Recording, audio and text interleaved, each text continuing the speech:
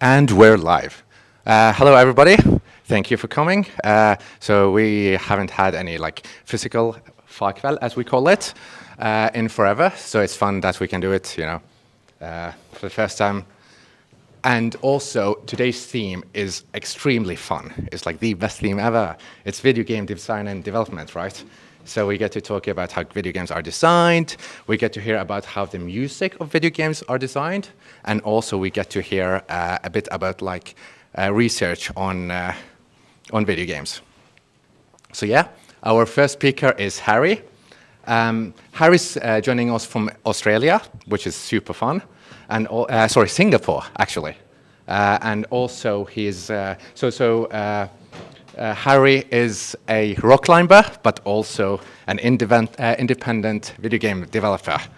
Would you like to take the word, Harry? Sure, thank you so much for having me, and I'm very excited to chat with you about games. As mentioned, I am a game designer and somebody who's very interested in games as a medium. Games as a medium of personal expression, games as an industry, games as cultural artifact.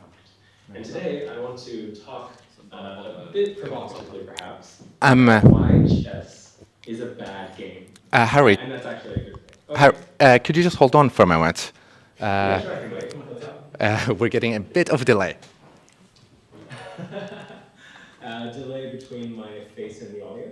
So we have some technical issues, and we have, if we can have a chit-chat for 5 minutes. All right, we have technical issues, so we can go back to talking about rock climbing. All right, we have technical issues, so we can go back to talking about rock climbing. Yes, perfect. All right. We'll go back to Daniel Craig's beautiful face. Yes, så synker solid med en hingalmates solid All right, never mind. We don't have to talk about rock climbing after all. So it's fixed. Go for it, Harry. It's all fixed? Okay, brilliant. All right. Sorry for the disturbance. No, not at all. And I'm very interested in not just game design. Like when I say I'm a game designer, a lot of people ask like Call of Duty or Battlefield. It's like, yeah, okay, those are games. It's true. But games is such a big field that it's almost like the equivalent of moving image, right? You say like, oh, I really enjoy moving images. And like, okay, do you like film or television series or GIFs or YouTube? Like that's the scope of games. And so when I talk about being interested in games, I also want to say like, oh, I'm interested in experimental game design, right? Games where you do weird socially transgressive things, and maybe we'll hear more about that topic later. But today I'm going to talk about why chess is a bad game. But really it's about using chess as a lens through which we can analyze culture and design and people. But it also is just a really bad game. And I'll explain why. But in order to explain why, I'm going to take you through the breakdown of where chess came from and where chess is going. Because if we want to look at chess as an object, we have to look at it kind of from two perspectives. We can look at it as the game, that is a set of rules, or maybe the particular physical pieces that this is made of. And we can look at it as a verb, as in the act of playing this game and the dynamics that emerge out of that, and the culture and metagames that come out of it as well. So first off, where did this thing come from? It's a cultural artifact, it's a folk game, not one person designed this. It emerged from the ether or the collective unconscious and kind of over history changed dramatically. Its origins in the 5th century can be traced back to India and the Chaturanga, which was an 8x8 board that was sometimes used to divine the future or have a spiritual connection. And then swiftly moved over to 6th century Persia. And in fact, this is where we get some of the more abstract chess piece forms, right? So like under Sunni Muslim interpretation, you couldn't have direct representation of faces a lot of the time. You had geometric art instead. If you look at the history of Islamic art, it is very much marked by these geometric patterns and mathematical proportions. So if you've ever wondered, why is a pawn just like a ball on top of a figure? And then there are abstract pieces. This is the reason why. We come all the way back to the 6th century. In the same century, there are stories that we have of where the origin from India came from. And these stories include things like a queen had 2 sons, and the sons were fighting each other because they wanted more land from the 2 kingdoms that they were in. And there was a great battle, and eventually one conceded and the other succeeded. And the queen, eager to know news of what had happened to her sons, was very concerned that one had killed the other. The advisor came to her with a chaturanga, the 8x8 board, and set some pieces on it, reconstructing the battle. and saying at the end, do not worry, your son did not die, he merely fainted. And indeed, if we look in Persian, Shah means king, and mate means to faint or fainted. So Shah mate, the king fainted, is where we get the word checkmate from. So the modern game that we know and love today has these roots that are really kind of like reaching through history and looking at like, oh yeah, this is why we call it this, or this is why it looks this way. And we can keep going, right? So the rules kept changing. In 11th century Spain, the church actually had to outlaw chess because it was a very popular gambling game. Now, chess is not particularly known as a game of chance, right? If you wanted from a design perspective some fun terminology, there's this guy called Roger Quelois, and he came up with like 4 domains of play. So you have agon, which is competition. And you would say that chess is about competition, right? That's the main aesthetic. That's the feeling that you get when you play chess. It's like, oh yeah, it's a mind, tete-a-tete, mind against mind. I'm going to beat you and know this and have mastery over this game. There's also alia from Latin, and we get words like aleatory, as in aleatoric piano from John Cage. But alia means chance, and it's the pleasures of having the game be up to the whims of fate and rolling dice and taking a chance and risk, right? So this is a different domain of play. And then there's also mimesis, which is role play and the pleasure of pretending to be something else, and ilinx, which is the pleasure of having your senses kind of warped and changed and shifted like a roller coaster, or when a kid just like spins around in a circle. That's a kind of play as well. So the question of like, oh, well, like chess is very clearly agon, but is it also actually some of these other things? Is it also a little bit of role play and mimesis? Is it actually chance, even though it's a pure strategy game? Well, in the 11th century, that's how it was played. People would roll dice, which dictated what piece they would have to move. And it became this very popular betting game to the point where the church had to ban it. In the 15th century, we saw actually, it's jumping ahead a bit. In the 16th century, finally invented free castling. So if I were to try to explain chess to you, I'd have to explain at some point castling, because castling is this thing where you can move the rook and the king and swap their positions. And it makes no sense. But the reason it's there is because they wanted to fix a problem with the game, right? They saw that, like, oh, this game is taking too long, or there's no good defense line for this last pawn, or things like that. In the 15th century, we finally had the invention of the queen. Now, the queen had been there in different forms and different pieces, but not in the same powerful state that it is now. Nowadays, a queen is like a combination of a bunch of different pieces, and it can really move across the board and do all sorts of really powerful things. It's considered a high-powered piece, but it only came in the 5th century after, I guess, like cults of the Virgin Mary and a bunch of medieval queens made it more popular. And there was a huge lashback, right? So, for example, in I can't remember if it was Spain or Italy, they called the games that you would play where there was a queen piece madwoman's chess, the madwoman's game, right? So this is like anti-feminist pushback against the new invention of this powerful female piece. And if you want to know more about that, there's a fantastic book called Birth of the Chess Queen by Marie Allom. In the 19th century, en passant is codified. So en passant is a rule where the pawn can move 2 spaces and like kill as if though it had moved diagonally, but it didn't actually move diagonally. And you can kind of like see the mimesis play in, because you're like, oh, that rule kind of makes sense, I guess, if you're like passing by someone and you lop their head off because you're moving. But why can the pawn move 2 spaces in the first place? And oh, too many rules, right? There's so many rules to chess. So this is point 1 of why chess is a bad game, that all of these rules just kept coming and piling on. You had this rule creep because over time, more and more variants came in to fix some of the problems of the past. And those variants either continued or died out. And you had all this like church schisms, except in the ludology and in this chronology of the game. Enter FIDE. FIDE stands for, I think, Fédération Internationale d'Échecs. Which is the the International Federation of Chess in French. And pardon my French, it's not very good. But FIDE comes in and basically says, okay, this is what chess is. This is the game based on like how it is mostly played around the world. And so they standardize the game. And what that does is, if you think about the development of what chess is, there's not one chess up to that point, right? There's multiple lineages and different game states being played. And they say, here are the formal rules of chess. And this is great for people who want to see chess as a game where you can succeed at the game, because they then have a stake, right? They say, this is what chess is. This is the proper form of what you play, and everyone can agree to it. And it points to this idea that games are opportunities for shared realities, that games are a magic circle by which we are bound by the same rules and this contract that you're playing. Or is it? And here's what I want to also propose, that as much as I say that chess is about the rules of the game, and those rules have changed and then finally solidified, chess and the game of playing chess is nowhere near being done. And in fact, is just in its Cambrian explosion moment. Why do I say this? I say this because despite the rules being codified, the way that you play chess is entirely dynamic and based on the actual act of play. So now we're moving away from the object and more to the verb of play. When we look at all the different ways that you can play chess, for example, here is what's his name? Magnus Carlsen playing against his coach and manager. They're playing an extreme form of speed chess here. And of course, Magnus is thinking incredibly quickly, is really good. He's got this chess vision that he's developed where he can see where all the pieces could move, and he's thinking 5 moves ahead strategically. Is this still chess? Most people say, yes, it is chess because it's following the same rules. You've just added this time element.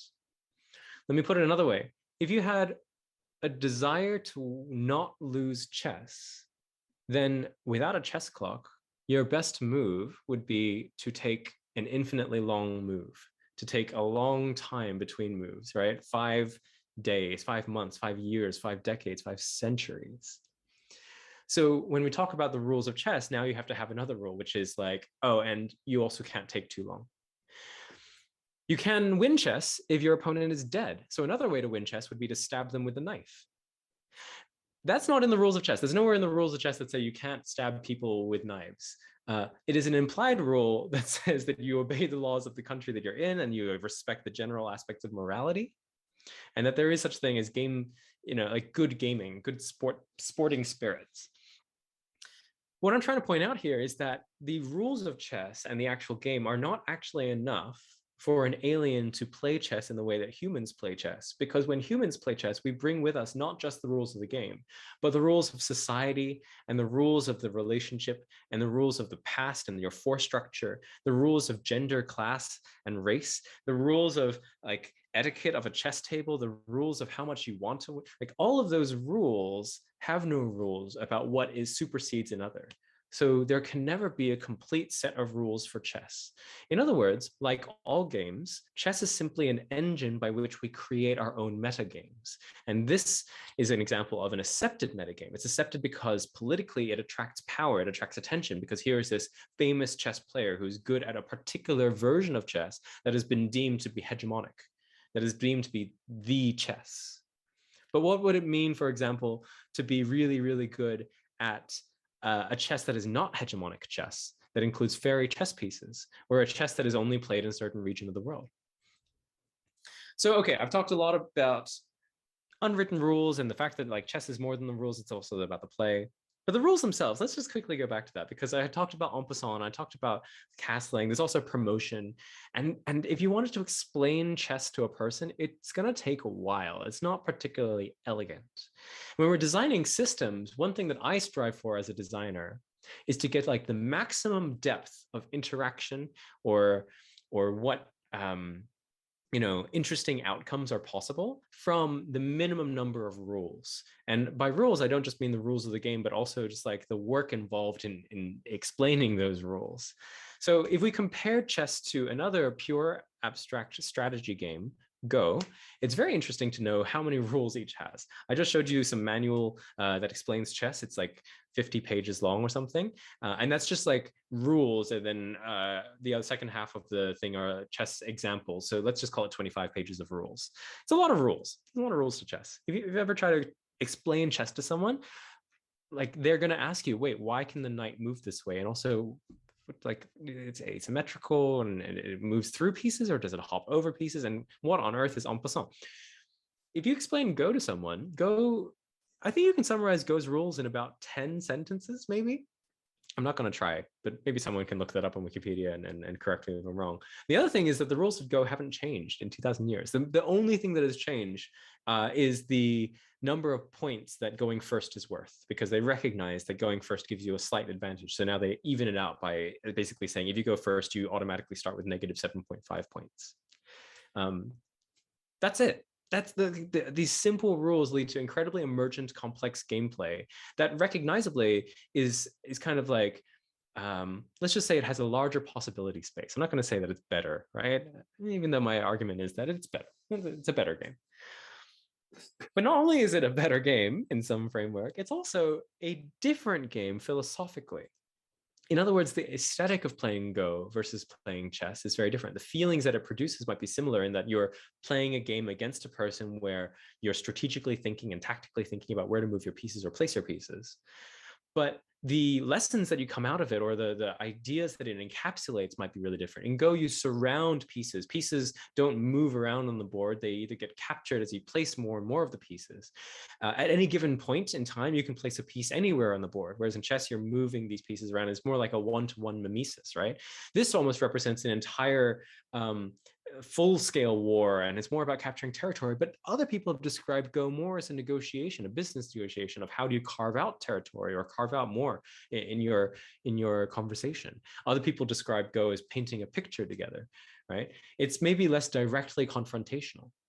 And you can look the other way as well. And so, well, what other games are there that have different aesthetics? Like Viking chess starts asymmetrically with one player in siege. They're kind of like inside of a box, and then the other player is trying to break that siege. So you can see already that these cultural artifacts have strong links to their histories. In the same way that I talked about Shahmate, that's also present in the rules of the game and the metaphors that they contain. Here's another reason why chess is bad. The first 20 plies, which are moves of chess, are basically all but memorized. This is a well-known fact. If you look at like chess forums or grandmasters, they're like, yep, the first 20 moves of chess are just like well-known openings, and you just choose one, and it's a bit of a non-transitive decision point. And then if you want to look at the end of the game, over 50% of games between grandmasters end in ties or stalemates. They had to introduce a rule, which is just like the 50-step rule, which is that like after 50 steps, if nothing happens, then the game is tied. Okay, real elegant. Well done, everyone.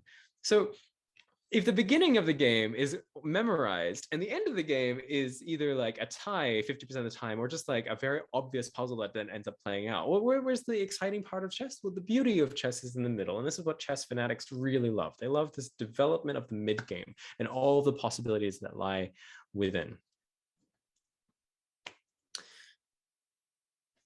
But what happens when chess becomes a solved game? This happened with checkers, for example. And when I talk about solved game, I mean like tic-tac-toe, where every single possible state of the game is known. No one here will play tic-tac-toe for fun for very long, because the possibility space is so small that you can contain it in your head.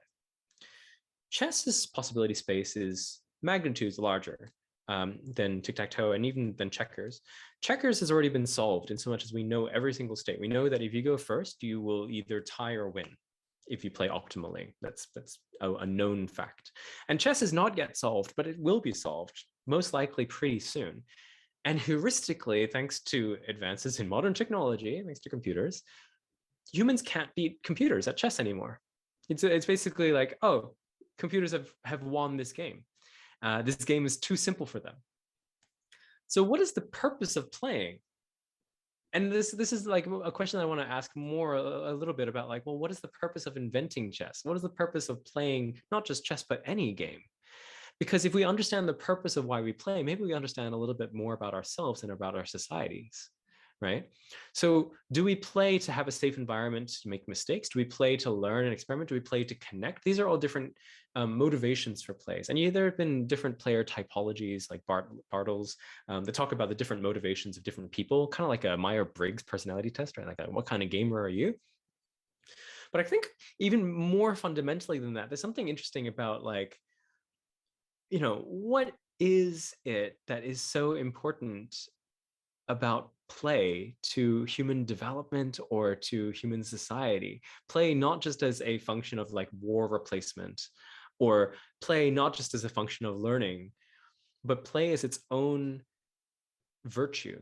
And I want to posit that we no longer have many avenues for play in our society, in our modern late capitalist society, that play has become a competition or a commercial enterprise. And the only domains where you can like play as an adult anymore are kind of like pub games, I guess. It's very disturbing maybe to me that alcohol and play is so readily and only like availably linked. Or like you finally go to the beach and you have a holiday, right? So play becomes the opposite of work. And I think this is necessarily true when you have a system where we are forced into labor, where we are exploited for that labor, and then that labor becomes alienating to us. It's like play becomes the escape, right? Play is the thing that allows us to be non-productive in a meaningful capacity. And even that is being slowly but surely taken over. The video games industry is massive and everyone wants a piece of that pie. And now when you talk about games, you're talking about industrial relations. You're talking about something, a product that had to be made by people. And it's very different from how chess evolved, right? Because when we're talking about chess evolving, we're talking about people in their own homes playing something that has been passed down, that has been created out of kind of the small contributions over time, and then adding to it through oral mistakes, like a virus mutating, or through house rules, like how everyone plays with house rules in Monopoly. That's the kind of play that I want to see more of. That's the kind of chess that I want to see more of. Just by the way, this is a beautiful picture of the kind of equivalent of Go. So this is Kasparov versus Deep Blue prior. This is like the famous rematch, right? And Kasparov still lost. This is Lee Sedol's match against AlphaGo, which is when AlphaGo basically completely trounced all the Go grandmasters. There were people really good at Go. And this image is right after AlphaGo makes a particularly bad move. And all of the analysts, all of the experts are like, we have no idea what this alien is doing, because they're learning from this machine that is not playing by any of their established understanding rules. So they don't even know if this bad move was actually a really good move. And in fact, that team resigned really quickly after this, or shortly after this. So despite being an abstract strategy game, despite the computer, you might say phenomenologically not sharing the same emotional journey as a human, they won via psychological fear tactic, which is what machine learning does. It doesn't care about the mechanism, it just cares about the reward. And that's why when I talk about capitalist society and singularity ethics and AI, I think that they're basically the same thing. Anyway, that's an aside. So what's the future of chess? Where are we going? I would say that we haven't stopped remaking chess. Chess isn't over. Chess is constantly being tinkered with and used as this kind of thing that we can all point to. And in a semiotic sense, it's almost like the sign of chess is pointing to the fuzzy like the signifier of chess is a piece or some of the rules, but the actual object of chess is ever morphing, ever changing. The collective unconscious, deciding that chess is not yet done. FIDE cannot contain us. Because here you have Zach Gage's really bad chess, for example, which was one of his solutions to the fact that the opening is really well known. He basically said, what if you just forget about fairness and randomize all the pieces? So now I have 6 queens or whatever, and you have just pawns. Who cares? Let's find out what emergent properties happen. Or here's a chess to be played with 3 different people on a circular board, and all the things kind of go a bit wonky. Or here's a chess art piece by the Fluxus movement. Each of these has a different sound, and that's how you know what the pieces are. So you're constantly having to pick them up and shake them and put them back on the board. Here's Yoko Ono's famous piece, Play It by Trust, which was part of, I think in the 60s, an exhibition called War is Over If You Wanted to. So using the imagery of chess, or the pieces of chess, to make a political point. Here's Pippin Barr's It Is As If You Were Playing Chess, which is a very funny game that you can play online. Just look it up. It is as if you were playing chess, asks you to make a bunch of moves on the computer, they just tell you to do it, and you do it. And anyone watching, it is indistinguishable from if you were playing an online chess game, if they can't see your screen. So now it's this act of playing chess, like the performative act of playing chess that is being played with here. Here's Bennett Foddy's Speed Chess, which is a game for up to 32 players. Each person controls a piece and every piece just goes simultaneously. Apart from that, every other rule of chess still applies, I guess. Here's another video game called 5D Chess with multiverse time travel. I did not make that up. You can look it up and buy it on Steam and play it if you so desire. This is a real difficult game to explain, but basically you can send pieces back in time and also send them to parallel dimensions, because every time you send them back in time, you create branch dimensions. And if you checkmate in any dimension or timeline, then you have won the entire game. And it gets a bit clustered, but the puzzles are amazing. Or like, here's Dota Auto Chess, I guess, except that they had to drop the Dota, so now it's just Auto Chess. Then Dota made Underlords. Here's what's interesting to me about this. So this is a video game that came out of a video game that came out of a video game. If anyone here knows, I don't know if anyone here plays Dota, the International is just on. And that's basically a giant championship of this esport, which is massive esport played around the world. I was lucky enough to be able to go to Shanghai and watch the International 9 live, despite never having played this game in my life or watched this game in my life. So I made a lot of people really angry because they're like diehard Dota fans, and I was there with a golden ticket with no idea what the game was. But what was exciting was like that we produced a podcast out of that trip. The we is a bunch of researchers and game designers. We wanted to use Dota and analyze things like economics and Chinese politics, and understand it through this event, this cultural artifact. And I think this is like what I would encourage any designer to be thinking about, not just about how to design the thing that you are looking at, but how the thing relates to all of these other aspects. And that's not just games, obviously. That's just like, you know, you're making anything, make it meaningful, make it something that matters in this world, and understand the relationship that it has in the cultural milieu, in the landscape of where it sits. Yes, it's very exciting to, in a Dionysian manner, just like completely express yourself by being this close to a thing. But I think like stepping back and seeing that balcony perspective of what it is you're trying to impact in the world, that is a very powerful tool as a creator. And as a creator, we're always responsible for the things that we make. So being more aware of these links ideally will help. Okay, why I bring this up is because this is technically chess. I guess it's called chess, and in Chinese you would call these pieces chesses, which is really funny to me. But it's a chess that has been that could only come about because like a game like Dota evolved, and then this game kind of came out of that environment or ecosystem and then split off by itself. It's the same thing. It's the same thing as what we saw in the 11th century and 16th century amongst all the like religious schisms, across Sunni Islam, across this massive history that makes chess this game that is not one game, but many. My argument is that even though we are moving towards a commercial future where all of these game ecosystems and environments are becoming corporatized and commercialized in the same way that the internet is no longer a Wild West, it's all platforms, right? For a lot of people, the internet is Facebook and Instagram. But that cannot contain us. That cannot contain humans and our ingenuity. And the tools that we use are less important than the people that use the tools. There's a great story that Ian Bogos tells of the shit crayon, which is like a poet in jail collecting their own excrement to write poetry on the floor of the prison. And it's not that the crayon is any good, right? Like you wouldn't say that that's a good crayon. But the story matters because of the people and because of the spirit of people playing or striving or doing. And I think this is what excites me about the fact that chess is a bad game. It doesn't matter. It doesn't matter that it's a bad game because like we have infinite chess possibility space with which to play. Here's another brief, quick example. This is Ho Yifan. She is the top ranked female player of chess. She's amazing. Part of what makes her amazing is that she very specifically says like, yeah, I love chess, but I'm going to go get a master's of public policy from Oxford, which she went ahead and did. And basically like all the other chess players said, you know, you could be the best chess player in the world, regardless of gender, if only you focused on chess. She's like, is that what I want?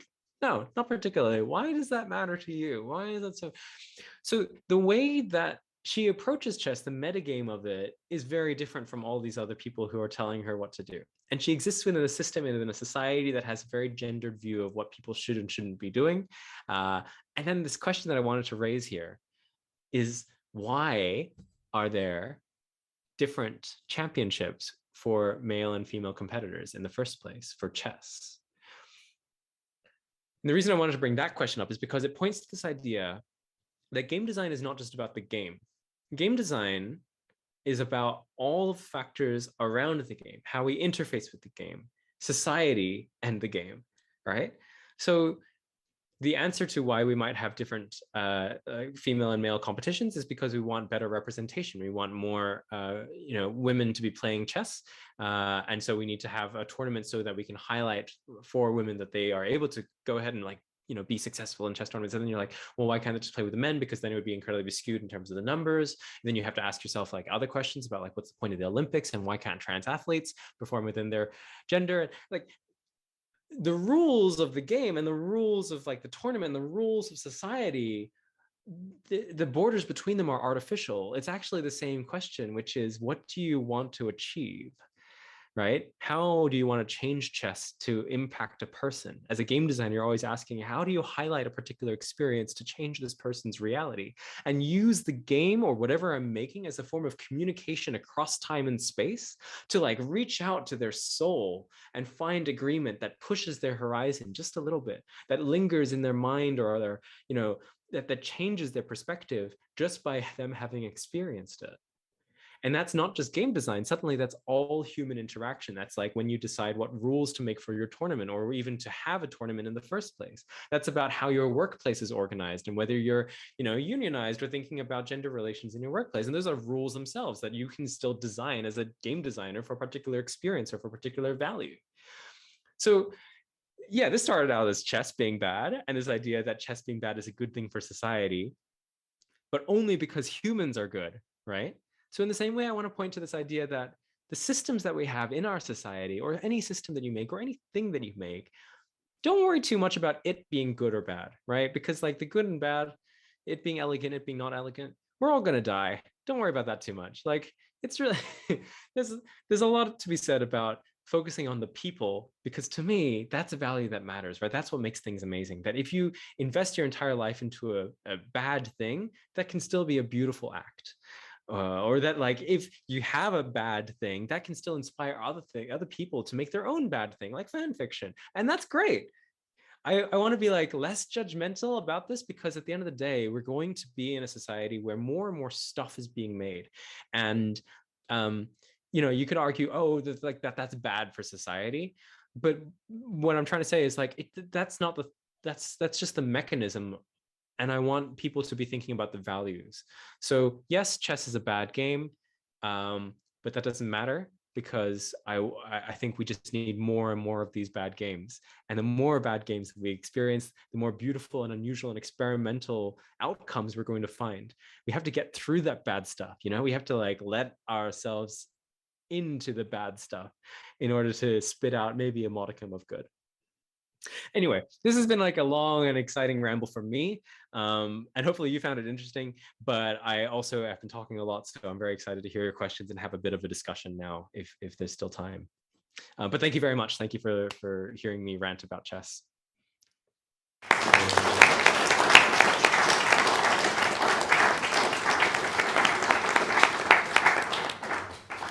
Thanks for that, Harry. No, great pleasure. If anyone has any questions, burning or otherwise, or discussion points, then yeah, let's have at it. Yes, I can go around and give this mic to everyone. So anyone who wants to say something? Yes, we have one. I might have gotten here late. I wonder if you're good at chess. I will not tell you my ELO rating. I've played chess. The best game of chess that I ever played was outside the State Library in Melbourne, and they have these giant chess sets, and we decided that we would play chess, but the rule was that you had to convince someone else to move the pieces. So it was just normal rules of chess, but you couldn't touch anything, and you just had to passerby and just be like, oh, could you please move this piece for me? And then like the social awkwardness of having to ask someone without explanation of like why you can't touch these pieces led to some very funny situations. So it was a very memorable game of chess. We also tried real-time chess in that same instance and then almost got kicked out because we were making too much of a fuss and almost drew blood. Chess wrestling. Oh, chess boxing is a thing, by the way. I kind of want to do chess boxing. So am I good at chess? Not particularly. Maybe that's why I think it's a bad game. Favorite games? So Patrick asked, what's your favorite games? Or what are your favorite games? Yeah, so again, like, you know, what's the favorite moving image? It's a very, very broad question. I'll try to distill some ones. Within board games, recently I've been really enjoying things like Arctic Scavengers and Escape, Curse of the Temple, Deception, Murder in Hong Kong, San Juan, Pictomania. You know, this is kind of a mix of different, like, well, they're mostly a particular era of games, I guess. There's a lot of really great stuff coming out just recently that pushes, you know, like, ever since Pandemic Legacy, which now I guess is an interesting board game topic, but people seem to love playing Pandemic during the pandemic. A bunch of legacy board games have come up, and like that's led to a whole new era of like, oh, learning from escape rooms and other things. And this is what I'm trying to say, I guess, like, as more media meets other media, the synthesis is going to produce really interesting artifacts at the intersections. So I never want to be like trying to silo things in. I want to expand and let things be free and just like break those preconceived assumptions or notions. In terms of video games, I really like 30 Flights of Loving, which is by Brendan Chung, which is a very stylistic, like 10-minute narrative experience that is inspired by the works of Wong Kar-wai, a Hong Kong filmmaker. I love Proteus, which is made by David Kanega and Ed Key, which is like you walk around an island, a pixel island, and it just sings to you. And it's kind of a very meditative, beautiful experience in that sense. In terms of, you know, like we can go on about like games as personal expression versus games you play over and over again. I was recently playing Hades by Supergiant Games. I was playing Into the Breach. I was playing, I actually played Legend of Zelda Breath of the Wild for the first time last year, and that was amazing. So anyway, I could go on and on because there's a lot of games out there, it turns out. Playground games, love playground games, any kind of folk games, anything where I get to like physically run around. Sports, climbing, bouldering is such a good game. Anyway, I'll stop. Hades is such an absolutely amazing game. It's like, it's one of my favorites recently. It's incredible, right? It's like, ludus and paideia are these two terms used to like describe formal structured games versus kind of like the unstructured play. And I think bouldering really neatly like captures that tension of being able to play on the wall, but by a prescribed problem or puzzle. And then you have to like problem solve with your body. It's really good. If you haven't tried climbing, highly recommend it.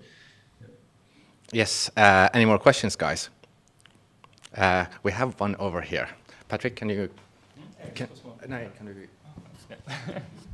Hi, Harry. Nice to see you again. It's Andreas from the last talk that you had. I'm a big chess fan, so I want to defend chess a little bit, if that's okay. Please. Because I thought it was really interesting what you said, and I agree in the aspects where you say that chess is a bad game because it has 25 pages of rules, etc. But I really like to think about the perspective of things. So I want to defend chess a little bit in the way so that I see that it's one perspective is like the visual aesthetics of it it's a beautiful game in that regard. That's one thing. If that was my whole argument, I would not win this discussion. But I would like to like draw parallels to sports since you mentioned bouldering. Like let's say the 100-meter run, for example. Like the moment you invent bicycles or cars, it becomes like it's basically the same as the deep blue and the stockfish. Like you invent technology that surpasses the abilities of humans. What was my point? Like, yeah, but regarding like one of the last things you said about it doesn't really matter if it's a good or bad game. It's about the culture around it or the people and.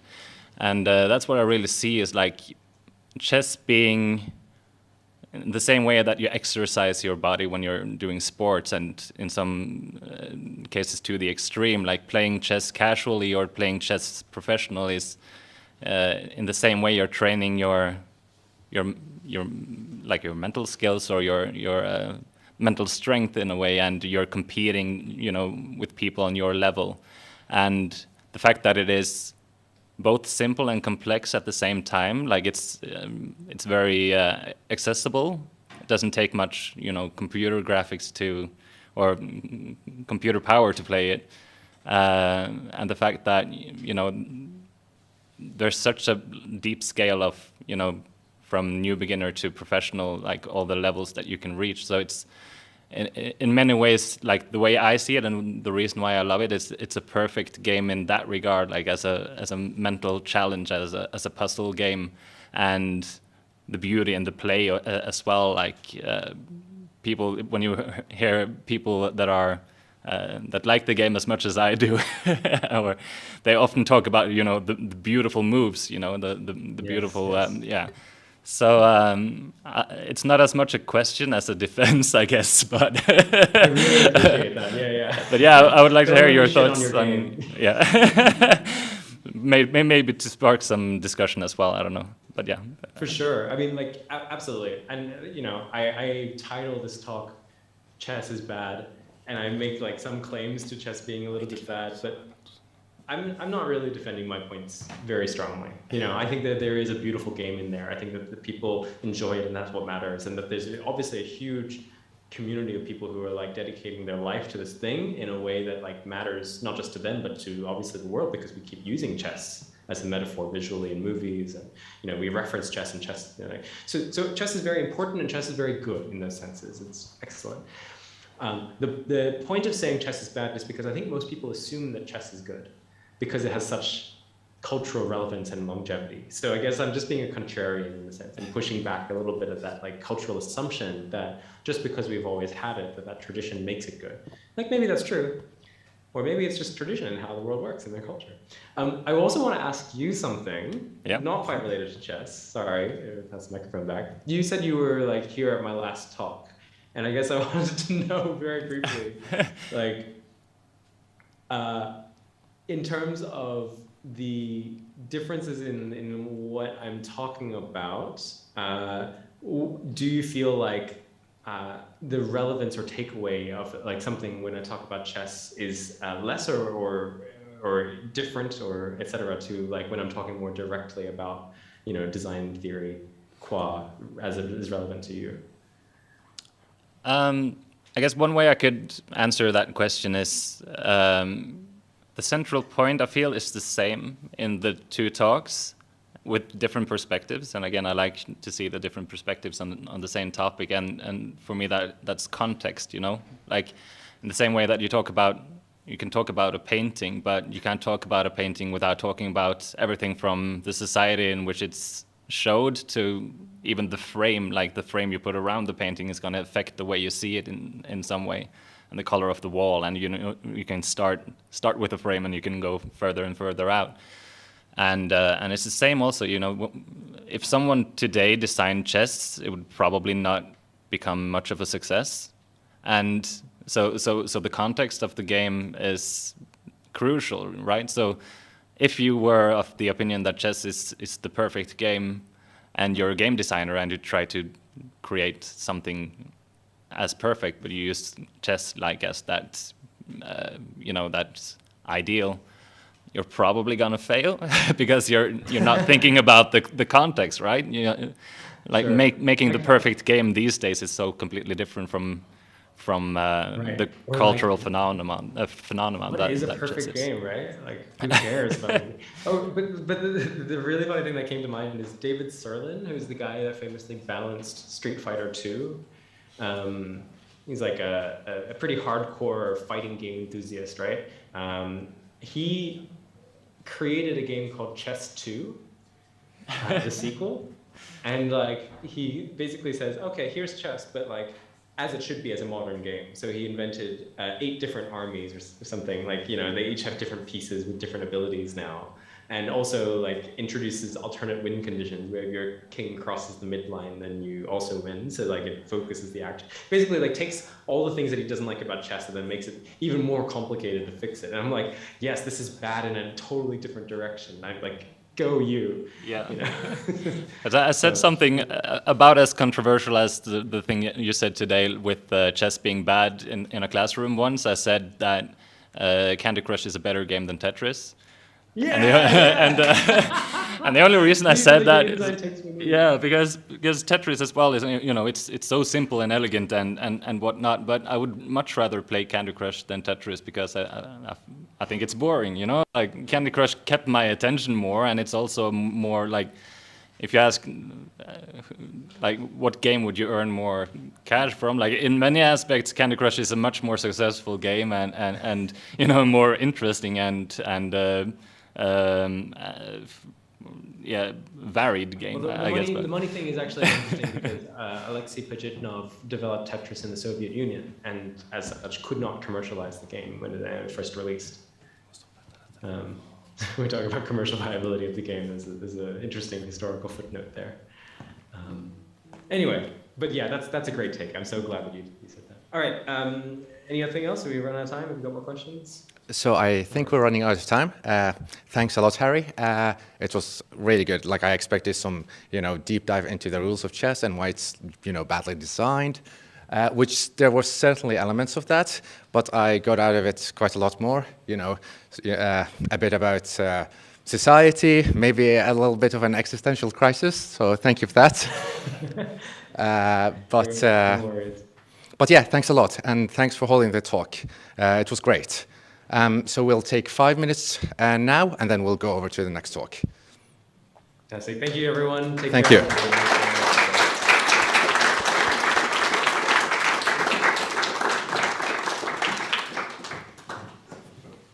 For those sitting at home, it's at 50. We resume.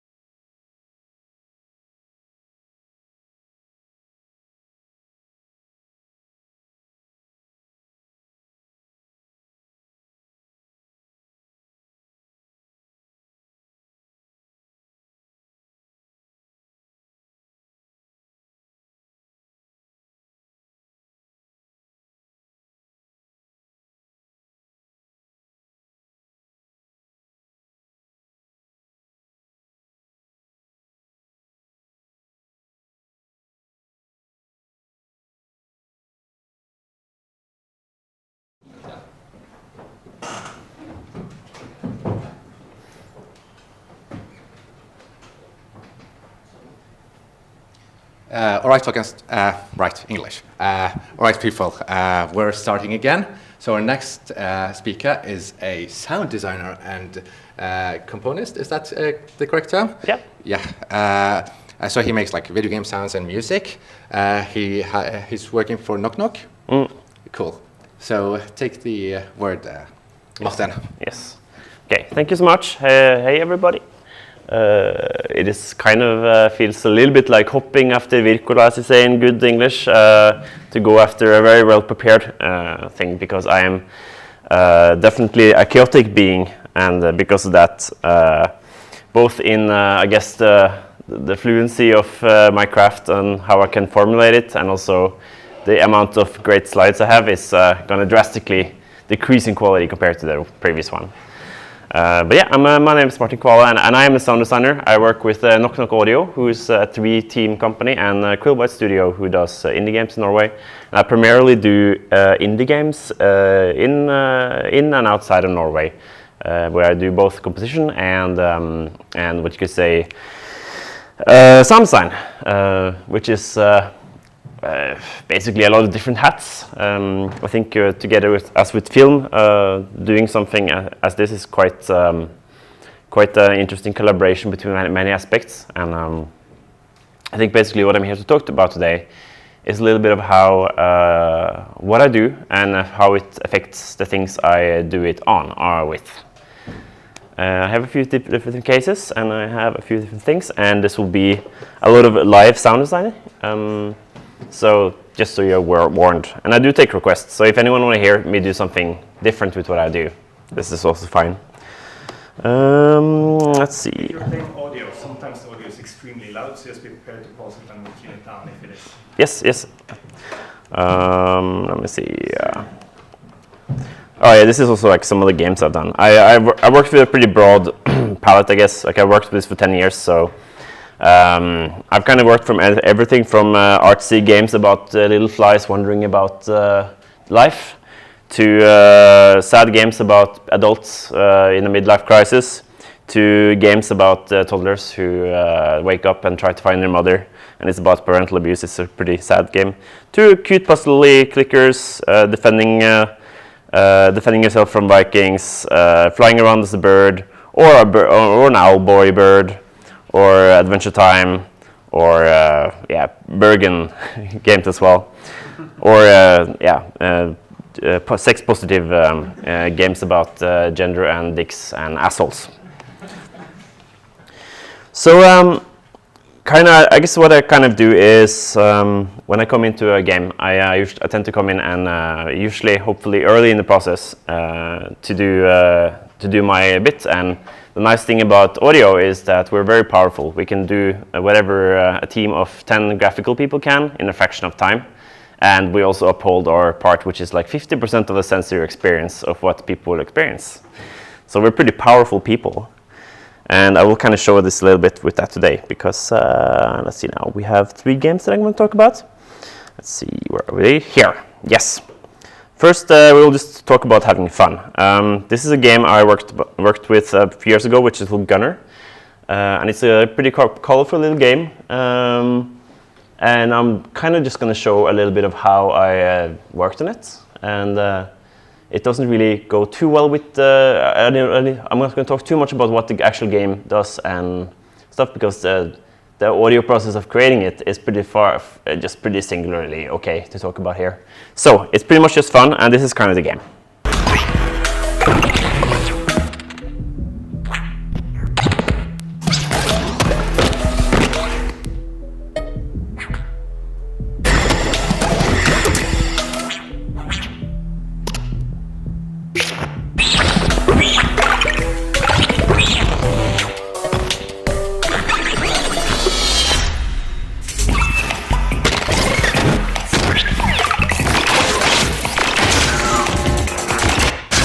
Yeah, so it's kind of like, it's basically the game is literally shooting things. It's a platformer shooter, roguelike game, which is a pretty nerdy way of saying you shoot a lot of things and you jump up and down, and it's kind of like Mario.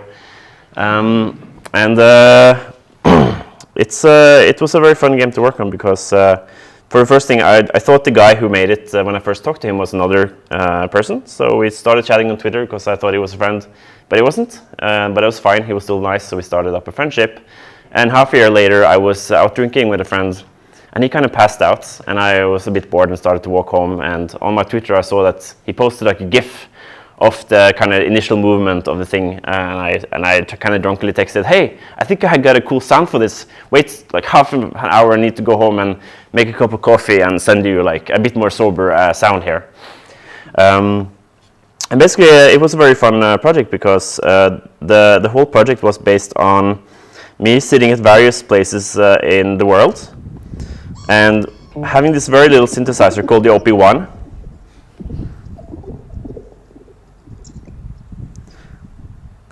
Which kind of looks like a bit more like this, not with the lips and stuff like that, but it's basically like a kind of designer instrument that I have, and I've tried to use for several years without really managing to make any good music.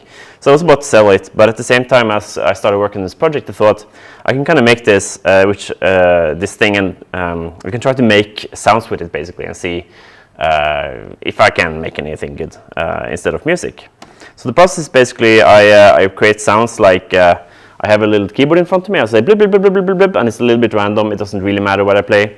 And then it has like a tape wheel, so you can kind of digitally, manually scroll through a timeline. And I recorded that, and the end result is kind of like something like this.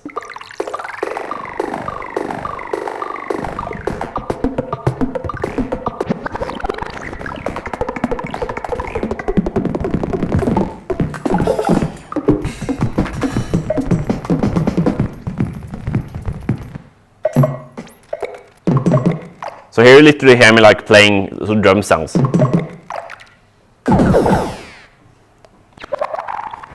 here you hear the scrolling bit. Like now I'm reversing the tape, right? So basically this whole game for me was just, I'm gonna have fun with this tape machine, and I'm going to give my friend hey, here's 500 sounds. I didn't really label them because I know you don't really have much content, but maybe you could do something with them. So he was basically part of the creative process of actually getting the sounds into the game, so I don't really know how we did that in a lot of the code. But I basically had the fun part where I just managed to sit around and play with this. And what I would then do was like, I would have this long thing, and then it's all about separating it.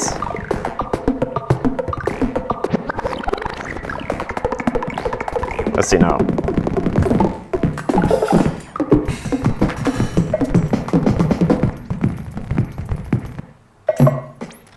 Let's see now. I'm gonna see if I find a good place to kind of.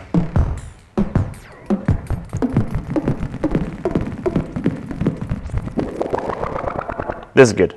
So the process was basically like this. I would find a place that I liked in the sound file, and I would say. Cool sound, and that would be sent, and it was very badly named, and I'm trying to improve that, which I don't doubt that most of you are very good with naming, but I'm not. So he would get this, and he would kind of do something with it, and in the end of the day, that was basically this kind of very, very brief explanation of like how I would work on the game. That I didn't really care too much about the process or result. It was more about the act of having fun and sitting on an island or sitting at home having fun with the synthesizer. For the next game today, I'm going to talk about Hidden Folks. Hidden Folks is a game that I worked on together with two Dutch people, and it's basically a game that follows a very specific type of aesthetic. You can hear it.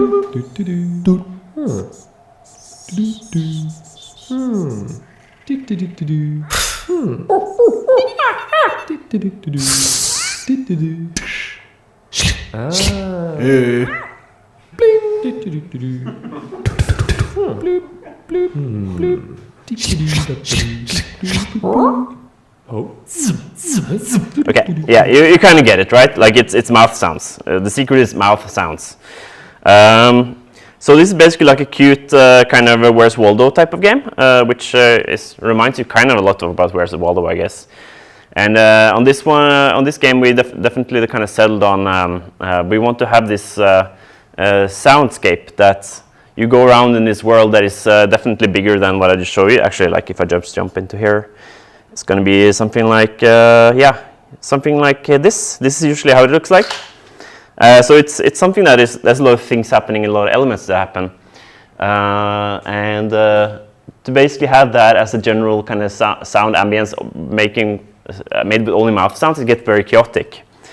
So the reason I want to talk about this is that in this way I came in more as a person that helped cleaning up a mess or like a design mess.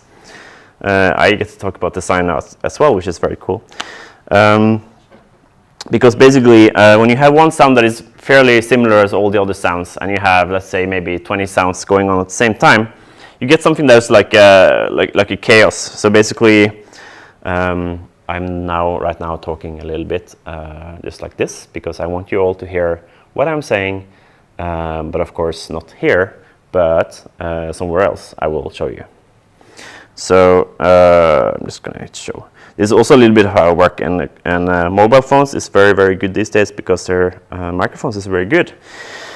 So I can actually record a lot of things with this, and it's not perfect, but sometimes you just need to actually record a sound, and it's a little bit better than to have it than to never ever have it ever again.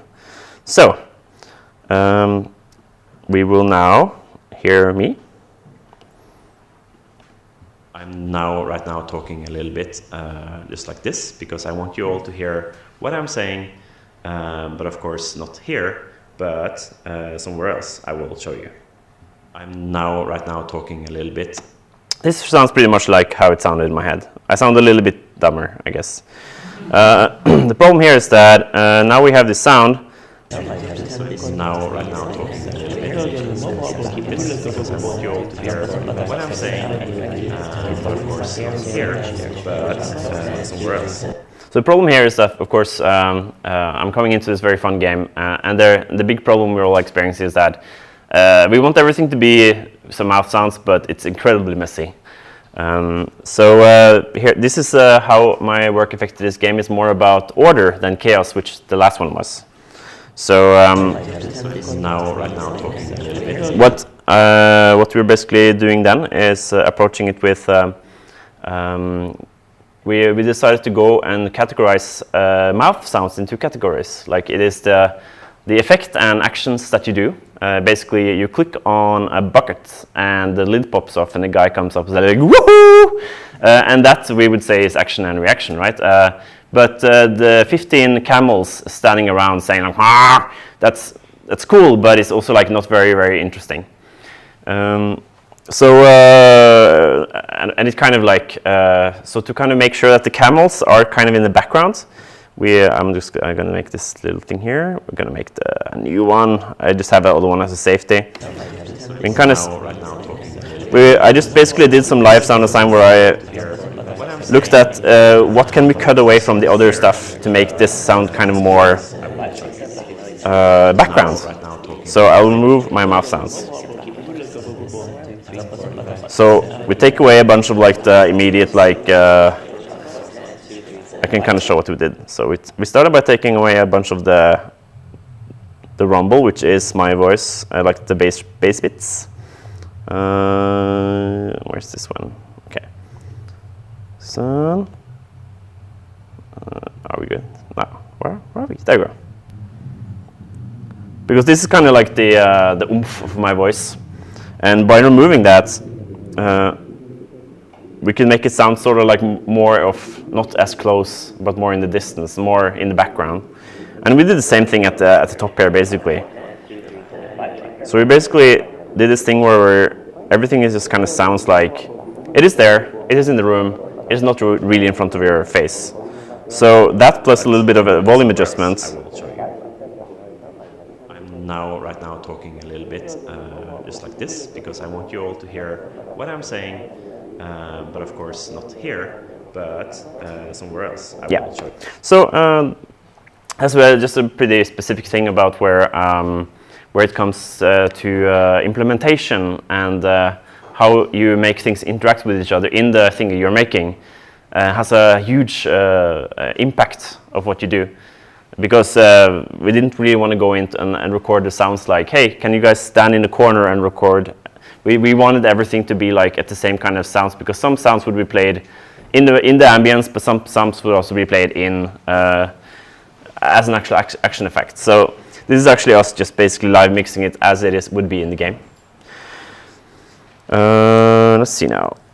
Third example, to a little bit more serious stuff. This is the initial trailer of teaser of Among the Sleep, a game I worked on, which you are a little baby. And this is a spoiler, but it's also been out since like 8 years ago. So it's basically like, yeah, you wake up and you're looking for your mother.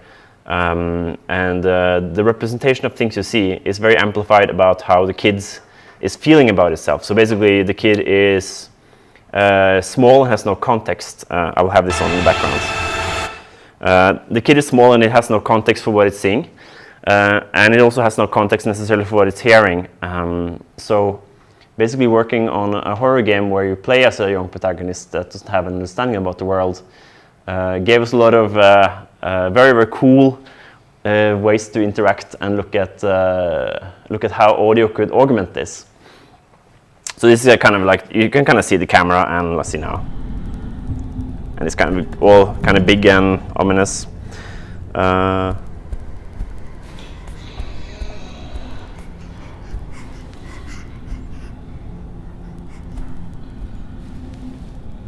we have the sound system that when the baby comes close to somewhere we want him to be afraid of, we have a bit of like quick breath of the baby, we have some heartbeat that goes in. But the real cool things about this game is that we can add some like a good dose of interesting kind of interpretation to it. So one of the first things we did, and I'm just going to find a suitable thing here, was that when you do things and when you touch things, we can add a bunch of imagination to it.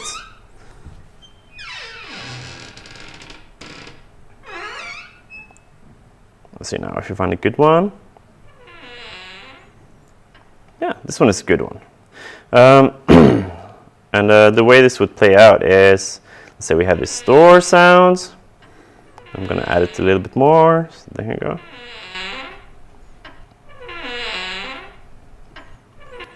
So, for instance, something we would do a lot was to mix what you heard. So we would have this door sound, and in that we would mix in, for instance, the sound of something growling like a lion, right? So you would have this.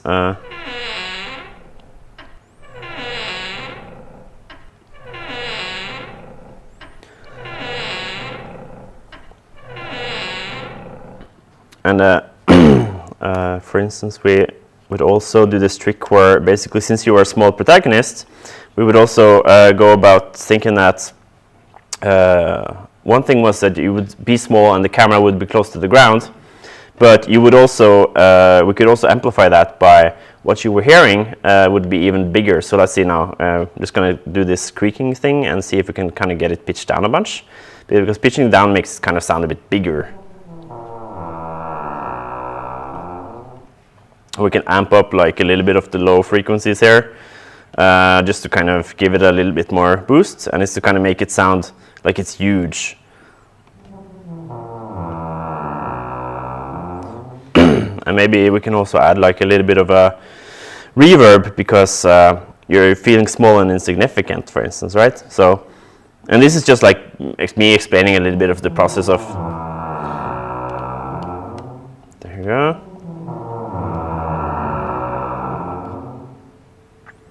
Together with the lion.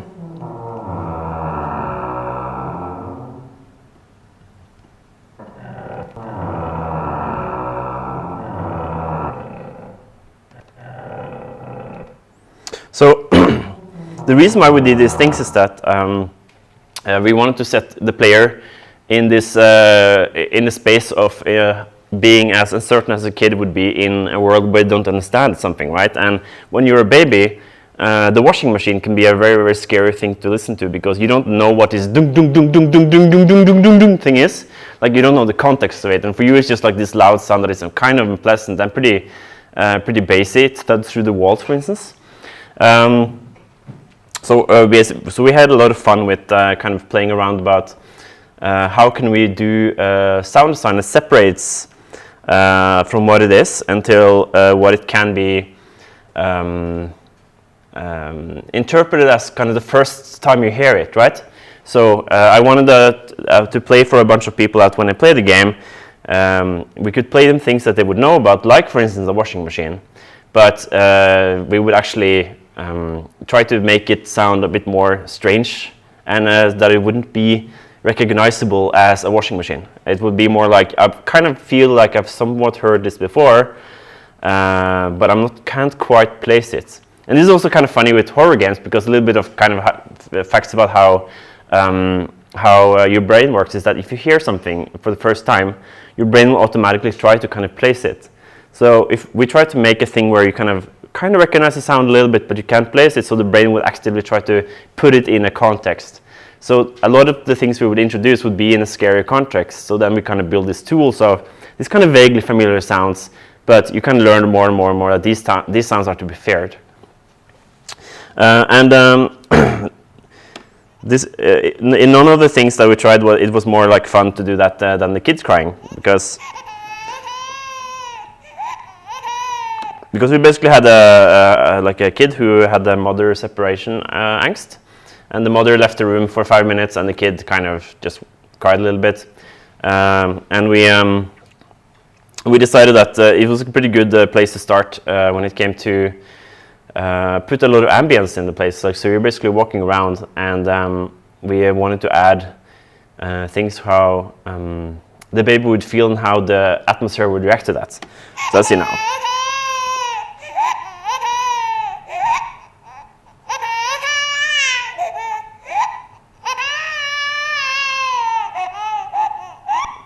Yeah, it sounds like a baby crying, and it's pretty cool about babies crying is that it's also pretty not nice to listen to for a long time. So when you sit there for a few hours tweaking these kind of things, you get a little bit crazy. And also it's pretty fun to sit in front of a room. I once stood in front of an auditorium of 500 people and played this on for 10 minutes while I was tweaking it. And I won't do that for now, but I will show you like the kind of cool things you can mine off something that makes something completely different, which is what we found out in this game is the coolest thing we ended up doing a lot. So I'm doing a bunch of things now. I'm basically going to take up a bunch of plugins that modify and change and warp the audio. And all that I'm doing here is just kind of I'm kind of interpreting this as I'm looking at the audio from other angles. So like now we're kind of going to slice up the audio. This is kind of like a slicer. It puts audio and it cuts them up into fine choppy bits, and it kind of then you can modulate and do with these bits. You could kind of make them change. So we're going to do that.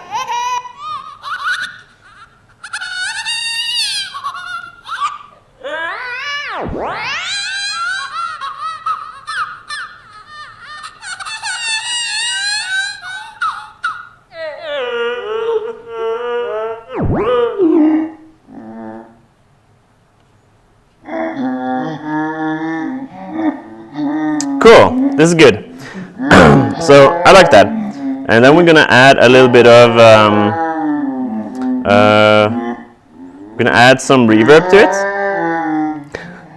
Because reverb is great. Reverb kind of makes everything a little bit more vague. It kind of,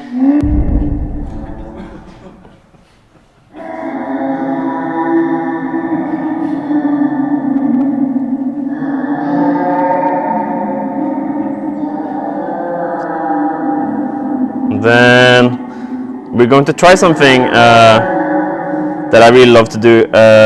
There's a thing that's called as a denoiser, and denoisers are kind of tools that is used as repair tools. So you have a recording, like for instance the horrible thing I did with my voice. You can go in and kind of clean it up after. It's sort of like Photoshop, really. All these kind of programs that I'm using now, which is just digital audio workstations, they're called. They have these tools, but this one has a really cool tool I used to use a lot before, which is kind of like a bad one. So it doesn't really do the work well, but it's very fun because it kind of makes it a bit vague. This is the sound. Then we add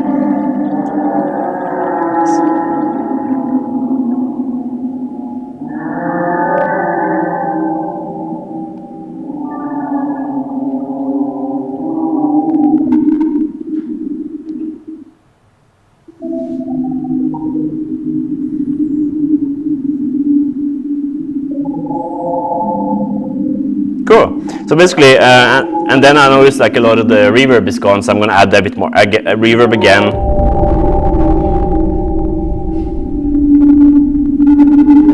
Right, that feels a little bit. So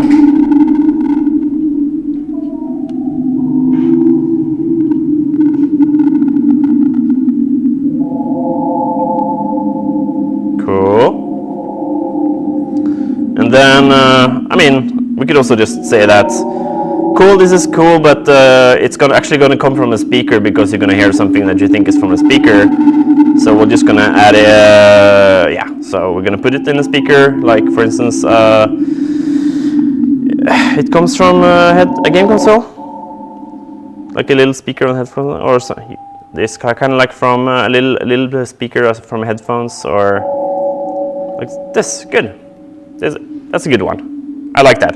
So this is kind of cool because at this point we're at this very, very special place where what basically I theorized a little bit about is that there's still there's a little golden threshold here where there's still enough of the sounds to kind of be recognizable in some shape or form that you kind of can get what it used to be on some kind of level in your subconsciousness. But actively you won't really be able to tell, and for some reason it's unnerving, but you can't really know why it unnerves you. Let's see now.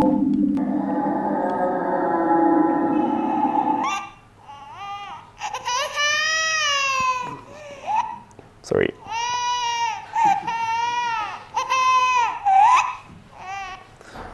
And I mean, kids sounds are very fun to work with anyways, because there's like so much cool things you can do with them. It's kind of like what you heard earlier, but you can also reverse them. Reversing is very fun. It would be the file, and we just do reverse.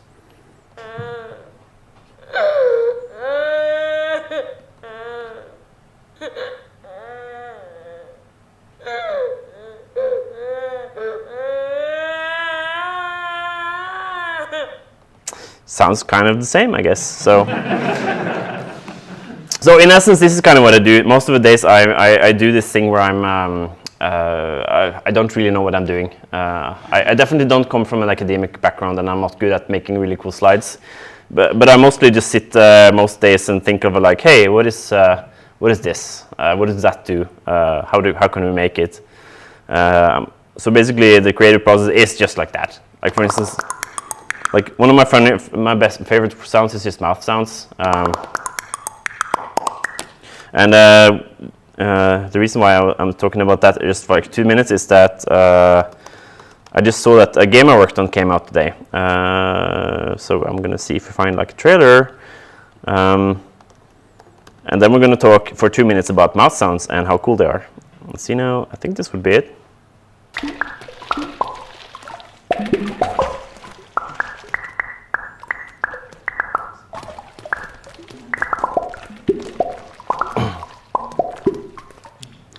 So basically, Townscaper is like a simulation game, building game that is very, very chill and casual, and it's all about nice animations that kind of make you feel good when you're doing stuff, and sometimes seagulls, and there's kind of this kind of certain set of rules that you don't really know and nothing is telling you. But for instance, you can, if you make like this, you have a park. If you make like every second color, you have a lighthouse. Sometimes there's spires, sometimes there's clothing lines. And it's a small game I worked on. It's not really like much work for me. It was 10 days of just having fun, really. And it's mostly just about sitting here like, what is a good mouth sound? So we kind of like make these kind of things all day. And then I would think like, should I put something on them? And I did try a bunch of things, like, again, we could do the same.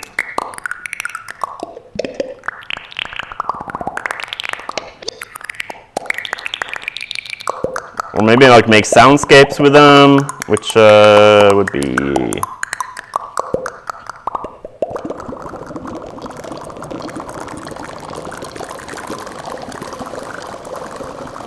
Actually, if we do more, there you go. It sounds more like a stream now.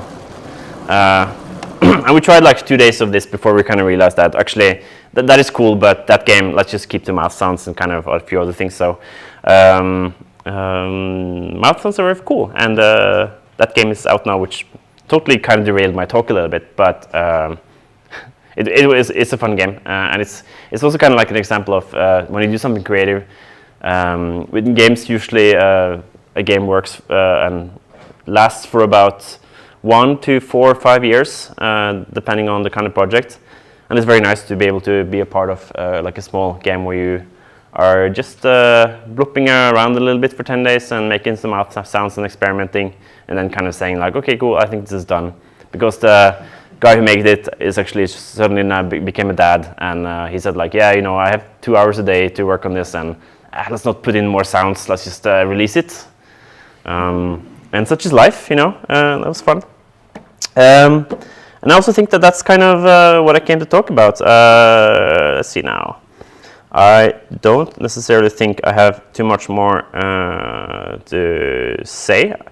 If there's no questions, I will talk a little bit about how cool systems can be and what you can kind of make with what can happen from that. But first we can say if there's any questions.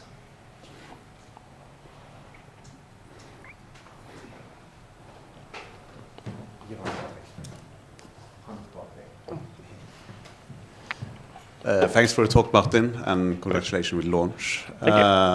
I was wondering, you work on like tons of projects, and like the idea of context switching and getting it from one project to another one. Yeah. Do you have any sort of progress or process to like clear your mind and get into a new mood? Oh, yes. I have other talks for that, so you should invite me back and I can talk more about it. So when it comes to context switching, I've made 2 talks before. One is called frames, and how to kind of create this internal map full of hooks that you can kind of know that within like this huge field of audio where everything is possible in the realm of audio, like this kind of thing would be that game, and this little thing would be that game, and this would be mouth sounds, for instance, right? So I definitely have a strong focus on like what is the thing I'm working on, because I have this other game called Sable. I can show it another time, but it's just like, you know, it's a giant open world, kind of like, again, Breath of the Wild, since it was mentioned earlier, and very like big and heavy to switch. So when it comes to context switching, it is very nice to kind of have fairly simple frames that are limited by things like a little synthesizer or a voice, or like an approach of let's just have only single sound effects that stop and start themselves. The other talk I did about context switching was about burning out, because I did that.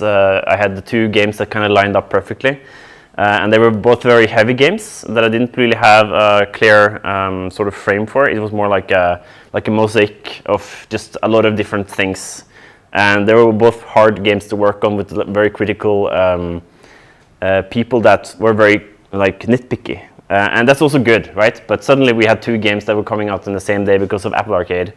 And I didn't really have, and it wasn't healthy. So basically, context switching, I kind of lean onto frames a lot, where I have this constructed kind of idea of what the game is. But of course, it is heavy, like sitting with as a game designer for game sound designer. I am required to do it a bunch of times during the day on hectic days. And then fun games are always okay, right? Because I can jump over like, oh, we need mouth sounds, cool, I'm here. But if it's like the other kind, like, oh no, this is about a game about finding your mother, but you don't realize that she was the monster all along because you saw her when she was drunk. That's a bit more like, okay, let me get like half an hour to just take a walk and think about, you know, dark stuff, you know? But yeah, it's a trick. But there's definitely ways to work around it. But I think that the main point is just finding out the different things you work on and get the time needed for context switching, and also kind of just shave off half an hour each end of the day for each time you do it, so you have some more rest. Yeah. Any other?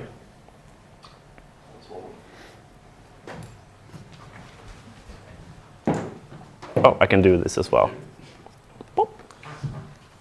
Yeah, so I don't know the answer to this question at all. Have you worked on any games from Bergen? Yes. I worked on One to the West, Teslagrad, Aalborg. I decided to jump for some reason. Man, no, that is not it. And I think those are mainly like the ones that I can remember off the top of my head. And actually, Teslagrad is the first kind of big game I did, which was very, very fun. It wasn't the first I started, but it was really cool. I kind of got tricked into working on it because they had like, hey, why don't you come to Bergen and meet your other sound designer?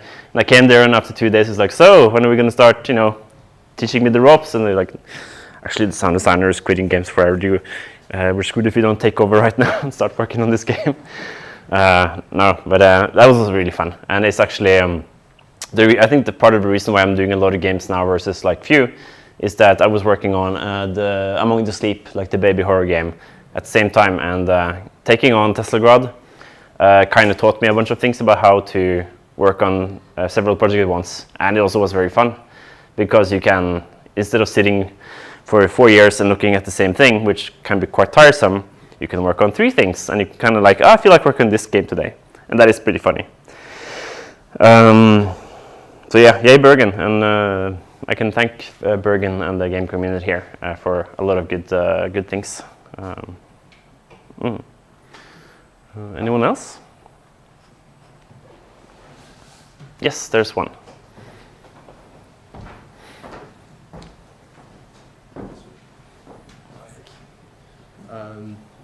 I don't know really how this works, but I think I'm doing it right. First of all, my brother would kill me if I didn't tell you that he's a really big fan of genital jousting. He's a bit of a connoisseur, if you will, and he told me to specifically say that the sounds are half as the game. But I do wonder a bit about like if people want to get into this sort of thing, like, are there any tips? Like, do you go around with a microphone at all times and then you like hear some sort of creaky door and you're like, oh, that's super cool, and you go record it? Or is it more of a specific, you hunt sounds more specifically than that? I do that, both of them. Like, I was at the Rain Games office today, and on the way from a meeting room, I'm like, oh, when you walk on the stairs, all these kind of rails rattle. I'm like, oh, I'll be 5 minutes late, and I just ran up and down the stairs on socks, so it would have the rattling. And of course, the bathroom lock on the Rain Games is really, really good. And so yeah, it's a little bit like you have that, and it's nice you can kind of consider that you sample things, and you kind of get a lot of reference material and kind of raw material. But at some point you need to process that to make it fit, right? Because there was probably a lot of bass in the kind of stepping, because I would still walk and it would create low frequencies, and that would have to take out. Bathrooms in other cases are also very good. For bathrooms, I've also got a lot of monster sounds. At the NFI house, Cinematheque in Oslo, they have this fabulous second floor, third toilet on the left side. They have this thing where you can actually put on the tap, and it makes like a sound. And if you kind of shift it and kind of start pushing against how far it can go, you can make it like. So I found that out at Spillprisen in 2016, where after 5 minutes of recording it, I go outside and see there's a queue and they're hearing everything. So I get a lot of weird looks, I think. And I think to kind of finish it off, you can also tell your brother that genital jousting, the foundations of most of the sounds there was actually made in a Berlin old school's bathroom with a little bit of a help from a ketchup bottle. But also kind of genital jousting is a very fun game. And I also wanted to kind of perfect party game. Yeah.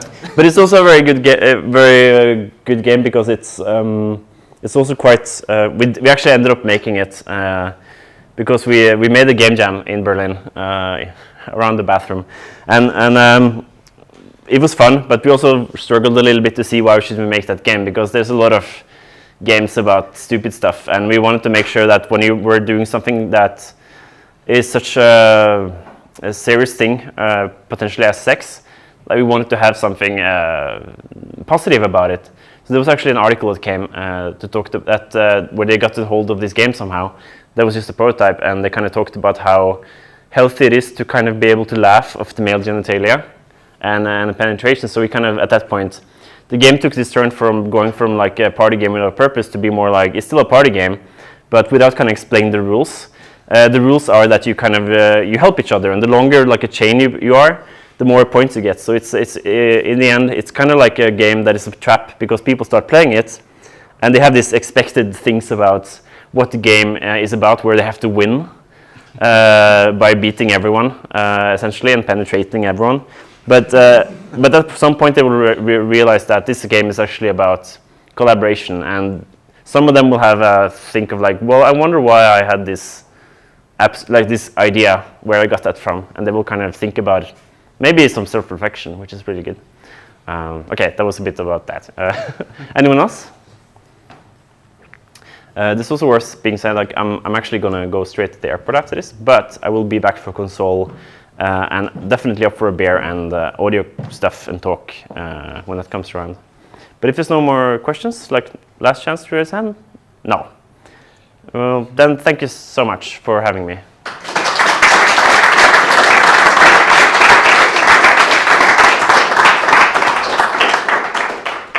Thank you so much for coming. We'll have a short break until 10 to 6. So, well, have a good break. Good. Thank you very much.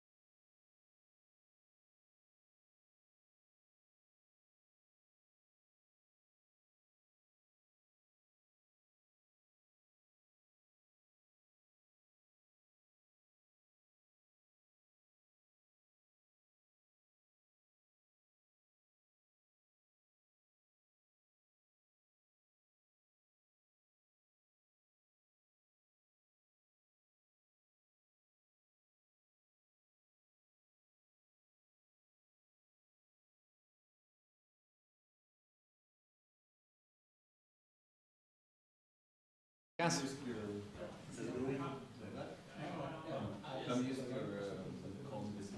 Shall we? All right, people. All right, we'll just have to wait for some people to sit.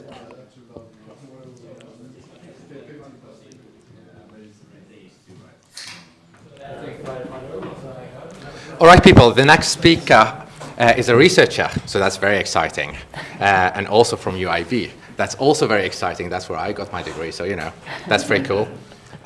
So we're going to hear about her research. How do players respond to controversial video game content? Ooh, so all right. Thank you, and, you know, here, Kristine Jørgensen. Well, thank you very much, and thank you for having me. Yeah, I'm quite exciting to talk to this audience because it's not the kind of audience I'm normally talking to. It's kind of, you know, these boring researchers who just want to hear about my boring research stuff. And now I'm going to talk to people who kind of, I don't really know what to expect. What do you know about games, and what do you know about games research? You probably know quite a bit about games because games is a quite, well, it has become a mainstream medium, but you might not know very much about games research. So I'm going to give you a bit of a talk about my latest research project that was called Games and Transgressive Aesthetics, which concerns basically how video game players experience game content that is controversial or experienced as provocative or problematic when they play games. So I'm going to define transgression for you as well, because I know that is a difficult word. It's not that difficult in English because it's kind of in the word. Transgression means overstepping something, and I'm going to return to that. But in this context, I'm also using it quite specifically. So, but it is about how players experience things that very often is kind of the object of criticism in society.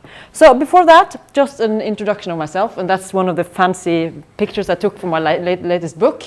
So yeah, I need to look like I mean, I'm a professor, and that is a professorial look. So I really wanted that. But yeah, my background. I'm a professor in media studies, and I started doing games research. That's basically been my whole career ever since I did my master's thesis back in 2003. So I did, after that, it's quite nice to be here today too, because there's been such a kind of a red thread through my career, what we've been talking about, because I did my PhD in the University of Copenhagen on game sound, which matches very well with Martin's talk just before this one. So I did my PhD on game sound about how people experience sound when they play games. So it's kind of it's a red thread in my research as well. It's about how players experience what they play. And I've also been doing some research on game interfaces, and again how people experience game interfaces. And now it's about transgressive content. So I've also been working in Media City Bergen. As you might know, the University of Bergen has a department in Media City Bergen where we have educations in TV production, journalism, and also in what we call media and interaction design, which has been my field. I've been responsible for developing and teaching that program. So I know a bit about interaction design, user experience design. So, but I know that most of you are probably developers. But if there were some user experience designers here, then I know that we know how to talk to each other. So yeah, so that's been me until last winter. Now I'm also the vice dean for education at the social science faculty, and that is basically probably doesn't say anything for you, but I'm kind of a mid-level manager for education at my university. So that's me right now. The project that I'm going to talk to you about mostly is basically it's based on some foundations of video games, or it's kind of a criticism of some foundations, because in society, and I know that Henry was also talking about some ideas about what games and play are. And in society, we have been told over and over again, and we kind of are expected to understand that games, they concern fun and games. And games are a thing for children, and that games can not be serious. And that games are some kind of thoughtless entertainment, and in the best situation. They might be kind of stimulating on the level of tactility when you use your controller, for instance, and for problem solving perhaps, but that they don't really give you any kind of mental challenges in terms of, they don't challenge the way you're thinking, the way you're viewing society. And the emotional stimulus is limited to basically kind of the span between frustration and boredom. What games do to you, they don't make you think, but they could make you frustrated, or they can make you bored. That's kind of been one of the things they've been talking about. Of course, there's also this idea in society, there's a general worry among pedagogues, about psychologists, about the fact that games can potentially be mentally harmful. So that is how society basically looks at games of now. My research project is kind of based on the thing that this is not true. These are all, I mean, of course these are true too, but games are also much more than this. And I call this idea that games are only these things and not serious, not difficult to grasp, not problematic in different ways. I call it the fallacy of play, which basically means that there is an erroneous assumption that play is only about the fun, the serious, and that it doesn't really matter in life or in the world. And I mean, these are experiences of the fact that, of course, games can be dangerous. They can be frustrating, and they can be about very much more. Here is a front cover from a colleague of mine in Denmark who has basically written a whole book about the fact that games are about failure, and that playing video games is a pain because we fail all the time before we actually win.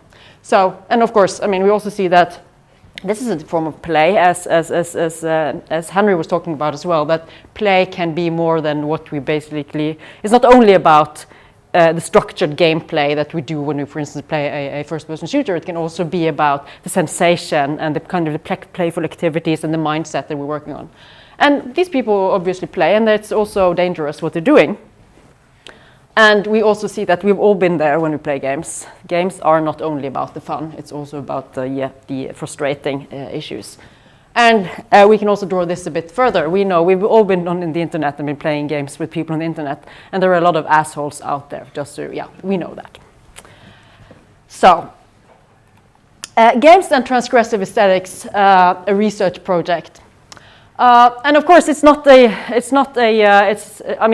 accidental that it's called Games and Transgressive Aesthetics. I mean, I really worked up to come up with a kind of a I need the acronym GTA.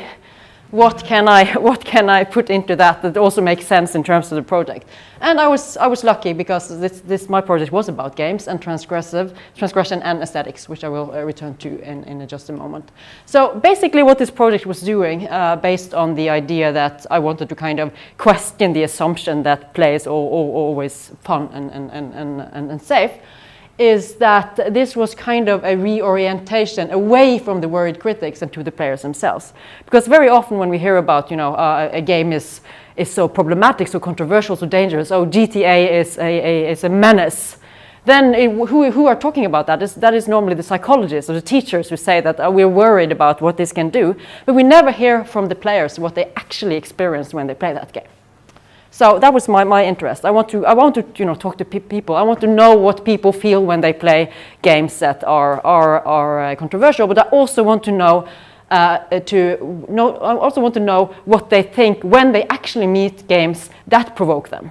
How do they respond to that? Do they stop playing the game? Do they do something else? Do they? Is that the time when they kind of throw the controller into the wall? What do they do when they experience things that provoke? So the question was basically, how is all of these things, controversial, excessive, and uncomfortable game content experienced in the gameplay context? And I think the gameplay context is extremely important for me in this situation, because it's not about what we think when we don't play, it's what we think when we play, when we meet a situation in a game that somehow is kind of pushing against our limits. What do we do then?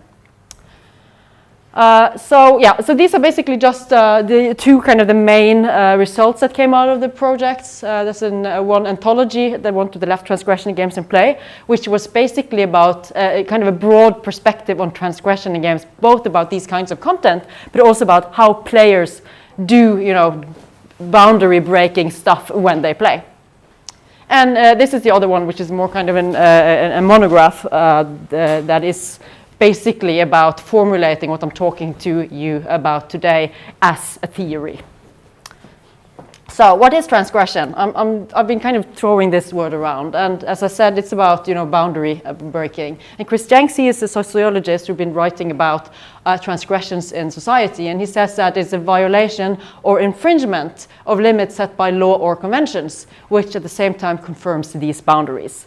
So as I mentioned, if we go back to that kind of the book, the anthology that I have edited before, that had both the perspective of kind of the content that is experienced as breaking some norms or individual sensibilities, but it's also about how players break norms and sensibilities of the society. So this is kind of I have been touching about the whole range in my project, but basically what I have mostly focused on in person, because I've had also other people involved in the project, in person I've been focusing on the content, how people experience this transgressive game content. So also I just want to say something about aesthetics, because since it's a part of Games and Transgressive Aesthetics, I think it's important. But I think it's also important because Henry was talking about aesthetics also, and the way he used it was basically to talk about the audiovisual representation that is in games. He wasn't talking about the system, only what you see or what you hear in a game. I think that we should broaden that. And one thing is, if we go back to kind of the aesthetic theory and what kind of, you know, literature and art thinks. It's of course it's a branch of philosophy dealing with the beauty of something, and so it's kind of common to have debates about aesthetics in art. But of course we have to ask ourselves, what is the beauty? Where is the beauty of a game? And I think it's not only in the audiovisual aspects of the game. It's not only in what we can see. It's also in the design of the system. And I think that is something that developers can appreciate as well. Of course, there is beauty in design, right, and in how a system is designed. So when I talk about aesthetics here, I'm thinking about basically not only the audiovisual content, but also about the game system. And that will make sense in just a bit when I'm talking more about how I've been approaching games in this project. So also, another thing where I think that Henry's talk was resonating with me is basically both in him see games as media of expression. I mean, games are in many ways it's a film of our age. It has the kind of same functionality in society, and everybody plays games today. So it's basically like film in that sense. It's what everybody does. So also what is important is that it has the same emotional goals as other fictional media. It's about creating emotion and engagement, like films do, like literature do, like TV series do. It's about creating emotions. We should somehow be engaged in these things, and that is what games are about as well. And what is important, and now I'm returning to this thing about aesthetics, is that games communicate through a combination of audiovisual representation and game mechanics. So these things kind of work together in games. And I think this is very important. We need to understand how the two operate together. If we only look at one of those, like for instance as psychology might do when they see a lot of violence when they on screen when watching GTA, that is kind of only just part of the perspective. You have to play games yourself in order to understand how these things work together. And that is also why it's so important for me in my research project to talk about how people experience this in the gameplay context. So yeah, other things about games as media of expression is that, of course, games do something else than film do. It means that the player is not only the audience, the player is not only the witness of what is happening on screen, the player is also the agent or enablers of the story of what is going on in games. And of course also there is the content of play, the context, of play. And play offers new forms of involvement because play is not simply interaction. Play is something more than interaction. It's about the things that I mentioned before about, when we talk about the fallacy of play, it's about what is play. Play is a mindset, play is a way of interacting with games, which kind of presupposes there were creativity involved. There is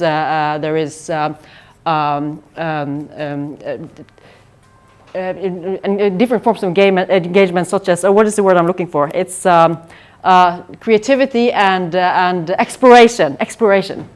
So these things should also be understood. And so it's when you do something in a game, it's not simply about enacting whatever you see on screen. There is something else happening. There is some kind of explorative moment that is going on, which is quite important also for understanding transgressive game content.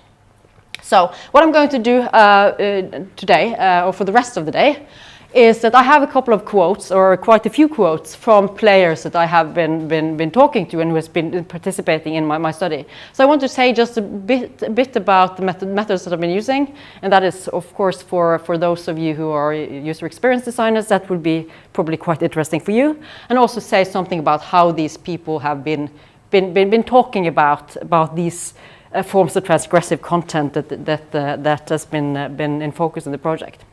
So. Yeah, basically what I wanted to do was to, as I have said a number of times, understand players' subjective experiences in the context of gameplay. So what I didn't want to do was to kind of use, biometric methods, eye tracking, because if I put, stuff on their heads, I can see that, yeah, you have a kind of an emotional spike at a certain point, but I don't know what that emotional spike means for that person. So although I could have done that too, that would only kind of gotten me so far. So as a qualitative researcher, I've been using qualitative methods. I've been asking for player articulations. Players have been asked to articulate themselves how they experience things. And of course, it's been a challenge to be able to do that in the gameplay context, because I have been doing quite a lot of research on players, and there is always this conflict between, okay, should I be there observing people when they play and ask them questions? One thing is that would be quite disturbing for them, and the other thing is that if they play a game for 100 hours, then I can't basically sit in the sofa next to them for 100 hours. It's not possible. So there are some kind of limitations there that I solved in different ways. So one thing was that I had a pre-study where I had focus groups, basically to kind of map some attitudes about how players talk about these and how willing they are to talk about difficult game content with other people. And then I did a diary study, which was quite interesting, because that was where I had kind of the players, they played games in their own homes, at their own leisure, and they were kind of filling out a survey, or not a survey, just a form about what they had experienced in the game that day. And they were doing that for every session they played. And then I also did an interview after that to kind of to clarify different kind of issues. Also, I had a PhD student in the project who was also doing forum studies to grasp what he called non-elicited articulations, where people go there and talk about these things without being invited by a researcher to talk about these things. So basically just searching forums for situations or for games that were experienced in a particular way, and see how people were discussing that. So yeah, okay. Focus groups, as I mentioned, the focus groups is best to kind of map attitudes of players, because it's distant from the game, and it's about, you have to kind of talk to other people about this, and often people kind of disagree. So it is more about attitudes. And what I basically found here, that was a pre-study, so I did interviews with focus groups in the Bergen area. So these are obviously kind of people that are kind of, they are biased by the fact that they grew up in Norway, and they are young people in a liberal democratic country. So that's definitely a factor here. But what I saw was that there were generally liberal views on game content. Everybody said that they would kind of want games to be able to deal with difficult content. Nobody said that I don't want that kind of content in games. And they were also quite reflecting on the fact that there are differences between how people talk about these things, that there is or how games deal with these things. That there is a difference between a game that tries to just be provocative and games that try to make you think. So there were quite interesting discussions there. But it was a disagreement about how well games are able to kind of deal with difficult content. And of course, there was a lot of, we could also see quite a lot of differences in individual tastes, preferences, and sensitivity. So that is basically what I'm going to show you something about. And this was from one of the the focus group users. Was a woman I call Mary, who was 25 years old, and she was talking about kind of games that deal with difficult issues. Generally, but I think that specifically here she was talking about a game that is called Spec Ops: The Line, which is kind of a war game that is subverting the war game trope. You're not a hero, you're basically a character who is suffering from PTSD, and you see the game through his eyes.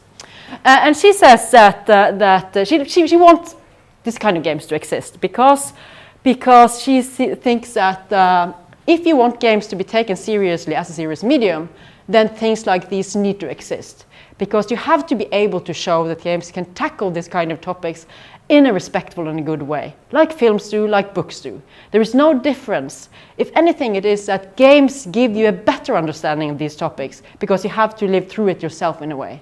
You don't get the same close impression by reading a book or watching a movie, in my opinion, because the interaction is what makes you sympathize and empathize with the situation, she said. So, yeah, so that's kind of a view of that kind of general liberal view on game content. The other thing I wanted to kind of show you is how the tastes of these games were quite different from these focus group players. And I have a situation where there was a man who had been playing GTA 5, and he really liked this character Trevor, which is a kind of played as, you know him probably, it's kind of played as a kind of a more kind of a sociopathic kind of crazy guy who is quite violent. And Ted, who is 36, he says he really likes Trevor. He says, Trevor is a comic relief due to everything he says, the things he does. A normal human being would never do anything like this. And he continues with the same shit here in the torture scene. He is comedy, simple as that. He is a violent psychopath, but you learn through the story that there is something good in him. You just have to look for it. So he really loves Trevor, right? But then Mary, who we just met in the other slide, she doesn't like Trevor at all. She says, and this is now that we're talking about that torture scene in GTA 5, and she says, what I think is really strange about this scene is that they have tried to make it humorous. In a way, this makes it a bit less nasty because it becomes more absurd. It weakens it somewhat, but I still find it gross. My problem with all GTA games is that you basically play a psychopath, but he's played as a good guy. And that kind of falls to the ground. It's so ridiculous and stupid. Like they're trying to sell you these characters when you want to play, want to identify with, while he actually is quite unsympathetic, really. So you can see a quite different perspective just on the same kind of character. And the character is supposed to be provocative in some ways. But it obviously, even though this game is supposed to be a satire, it doesn't really, not everybody agrees that the satire works. And another perspective, that was not about Trevor or the scene, but about the game in general, was a woman who I've called Bridget, who was a black woman, and she kind of also had a quite different experience than both of these two other people. But she didn't. In the end, she didn't like the game as well. But when she started to play the game, she was really anticipated about it because she had heard that you could play as a black character, and she thought, oh, this is going to be so cool. I love it, and it's a satirical game, so how it can't be bad, she thought. But then she actually got quite bored of it after a while. She got tired because she said that I'm black, so hearing the N-word a few times didn't really bother me. I didn't like it, but it didn't hurt. But it was used in almost every other sentence, and it started to grate on me. And the more I heard it, the more uncomfortable I got. Well, of course, black people can say it to each other. I'm not used to hearing it that much. And so often, it was difficult, as it's always been a racial slur to me rather than a term between family and friends. So, yeah, for her, you know, there was some racism in the game where she felt that it tipped over the edge for her. So she decided in the end that I will quit this game. I'm not happy with it. Well, these two, Mary and Ted, were in the focus group. She was one of the players who were playing and journaling when she was playing. So more about the diaries and interviews. Yeah, now I see that I've been jumping a bit forward and backward here, but. the thing is, there were some specific things that I found in the study where players were playing games at home and they were journaling what they were playing. That kind of got me into understanding not only about the attitudes about the game, but also about what it is that makes people continue playing when they don't really like the game, because it's transgressive, or what makes them stop. So what I will show you here is kind of the different kinds of mitigating strategies that they were using. And of course, what makes them stop? There are some general reasons for what made them stop. I mean, a lot of these people were just they played the game, and when they finished the game or had exhausted all interesting possibilities, they stopped playing it. Or they were bored or frustrated, as people often are. And it was quite interesting because a lot of these people who were playing, they were kind of playing more than they had to because, as they said, I had to play more for research. So I really hated the game, but for research, which is quite interesting in many ways, and also kind of defeats a bit of the purpose because I wanted it to be natural, of course, but I just have to kind of float with what I get. But what I also saw that a lot of people stopped playing because they found a disconnect, that they found it difficult to engage with it because the game didn't really talk to them. Like Mary experienced, she experienced that she couldn't kind of come to terms with this Trevor character. She didn't really feel that it was a character that appealed to her, or that she wasn't really in the target group for that character. So it was a disconnect. It didn't really fit with her. But the other woman, Bridget, she kind of got this feeling of antipathy, where she kind of had a feeling of opposition or aversion to the content of the game that made her stop. But okay, I'm going to just show you the different kind of mitigation strategies that people used in order to be able to deal with the difficult content.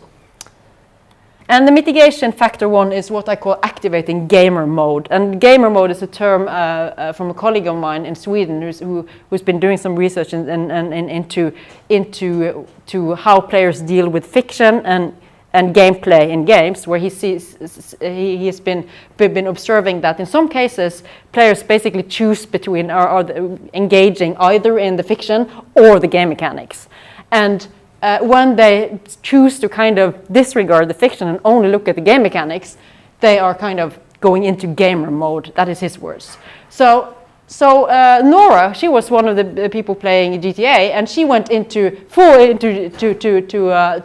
gamer mode. She said that because first she was playing the story and she was a bit, she was mixed about that. But then she found a way to really deal with the game and make the game fun for herself. And she said that I brushed off the story and the mission and kind of went in full speed, and that was it. You could say that I let go of the story. Now I just put it completely aside and thought that was much more fun, actually.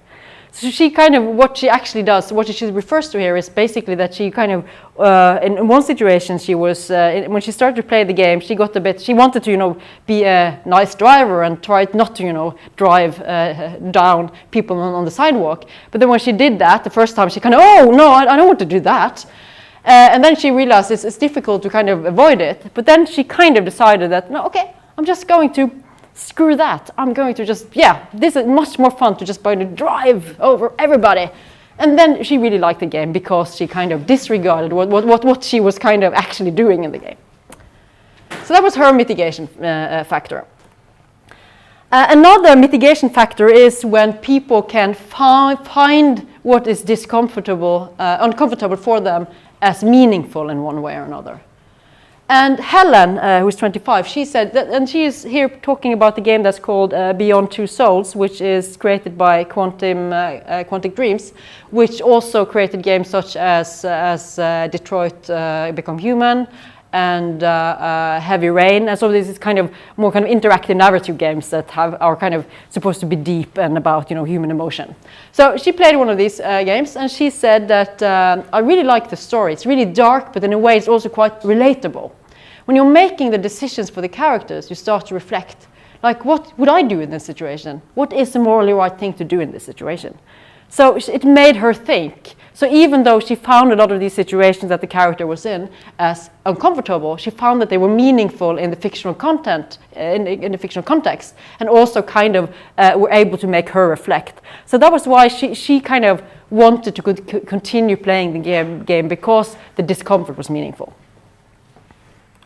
So, mitigation factor 3, it's when the game itself, what you're doing is absurd, exaggerated, or you can put it, or you find that there is a level of humor that works for you in that game.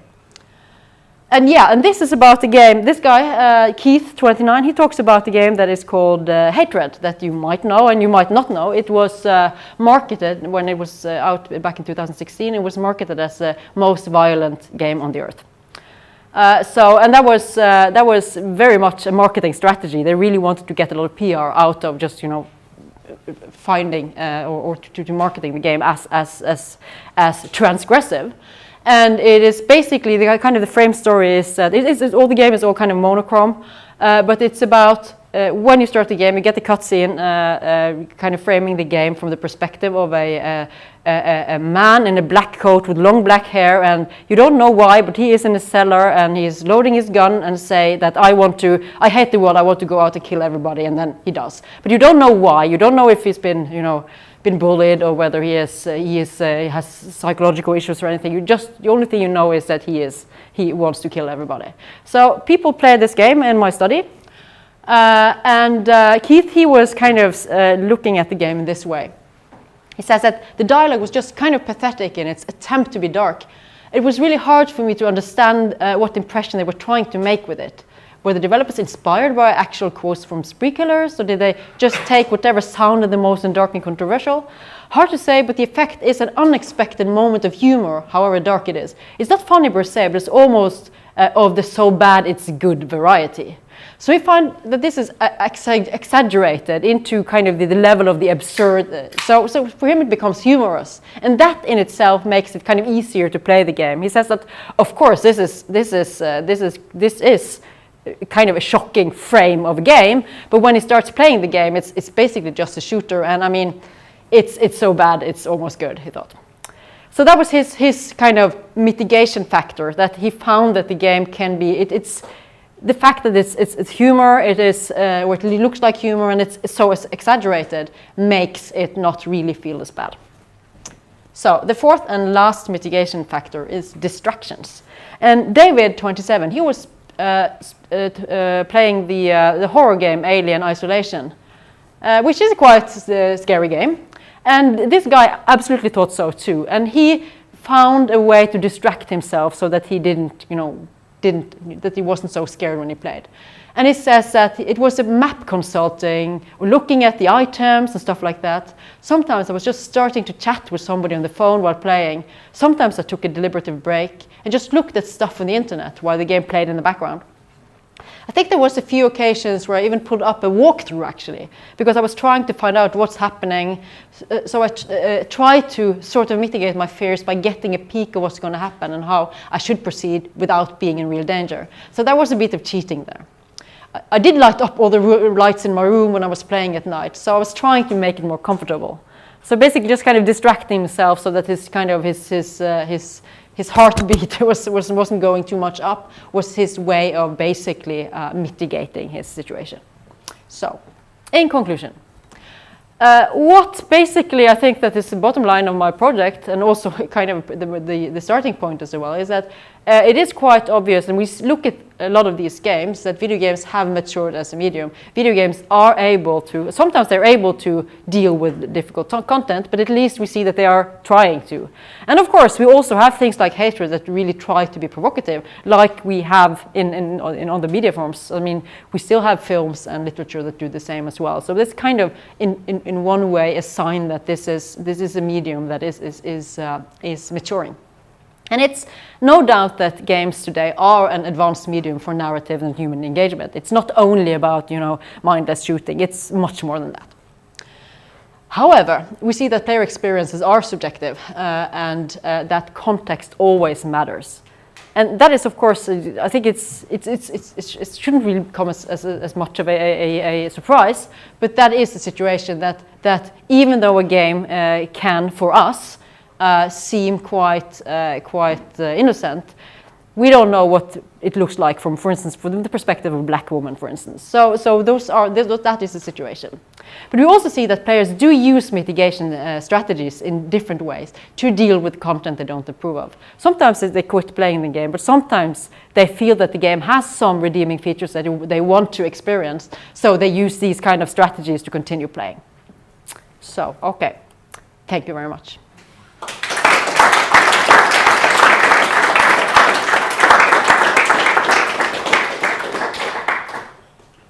Do you have any questions?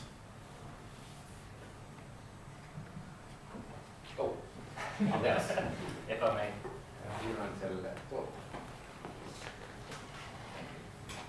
So it's maybe more of an argument I would like your perspective on, more than a short question. It's about the idea of games in general as well, you know, because to me, like, games is basically the idea of play taken into a digital world, right? And play to me is, the way I see it or understand it, is the way of learning skills, knowledge, wisdom from a safe distance, kind of like when you fight as a kid, or you run around shooting people with water guns, you know. But also in the same way that art and movies, like they put you in situations that you're not in to understand the world, like from a safe distance. But the idea of play is that it's participatory, so that's why games is like the digital version of that. And I guess like the preconception of games being about having fun, to me is where it goes wrong, kind of, because it's all about all these other things. Like if you play FIFA or Rocket League, it's about learning like that skill, and that's fun. It's fun to learn skills, and it might be only relevant to that game, but still it's fun to do. And in the case of more narrative games, it's other kinds of conflicts that you're encountered with. So when I hear that, like, you know, about transgressive games or transgressive aesthetics, to me it makes sense that games should be that sometimes. You know, there might be bad and good games, but at the same time, you take for granted that art should be provocative.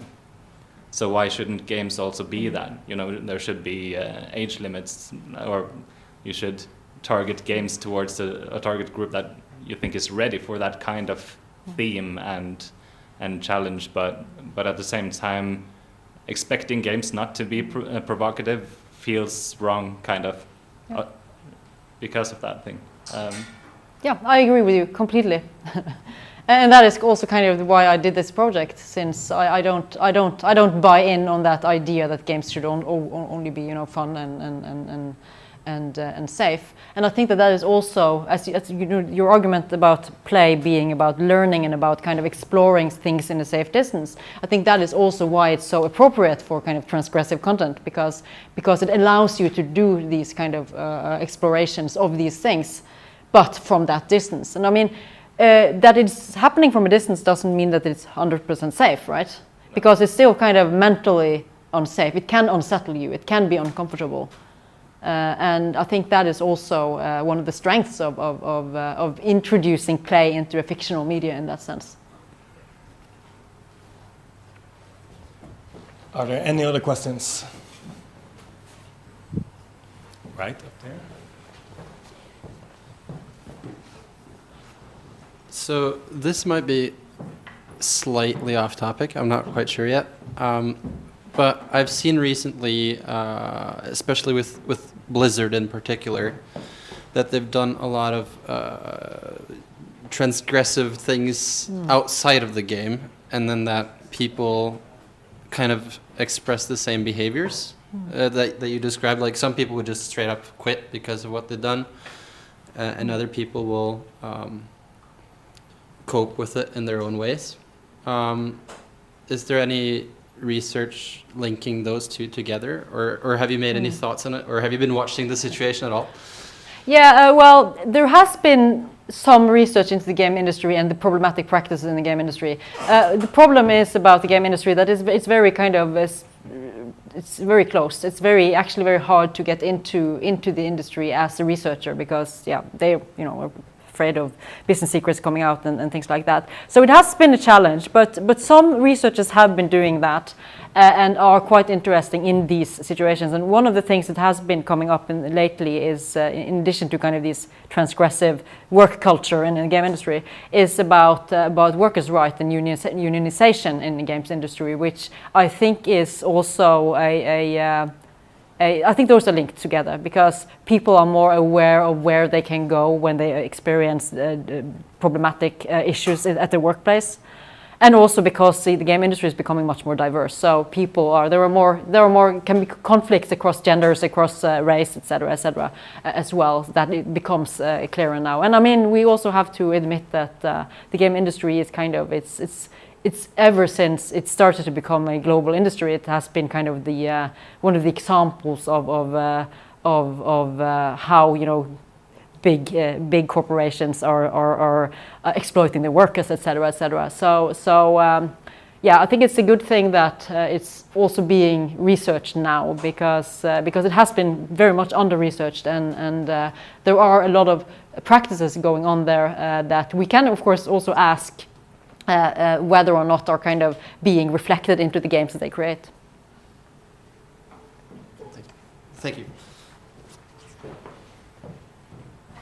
Well, I can add just, I'm one of very few people who've been doing research on the Norwegian game industry. I didn't say that in the introduction.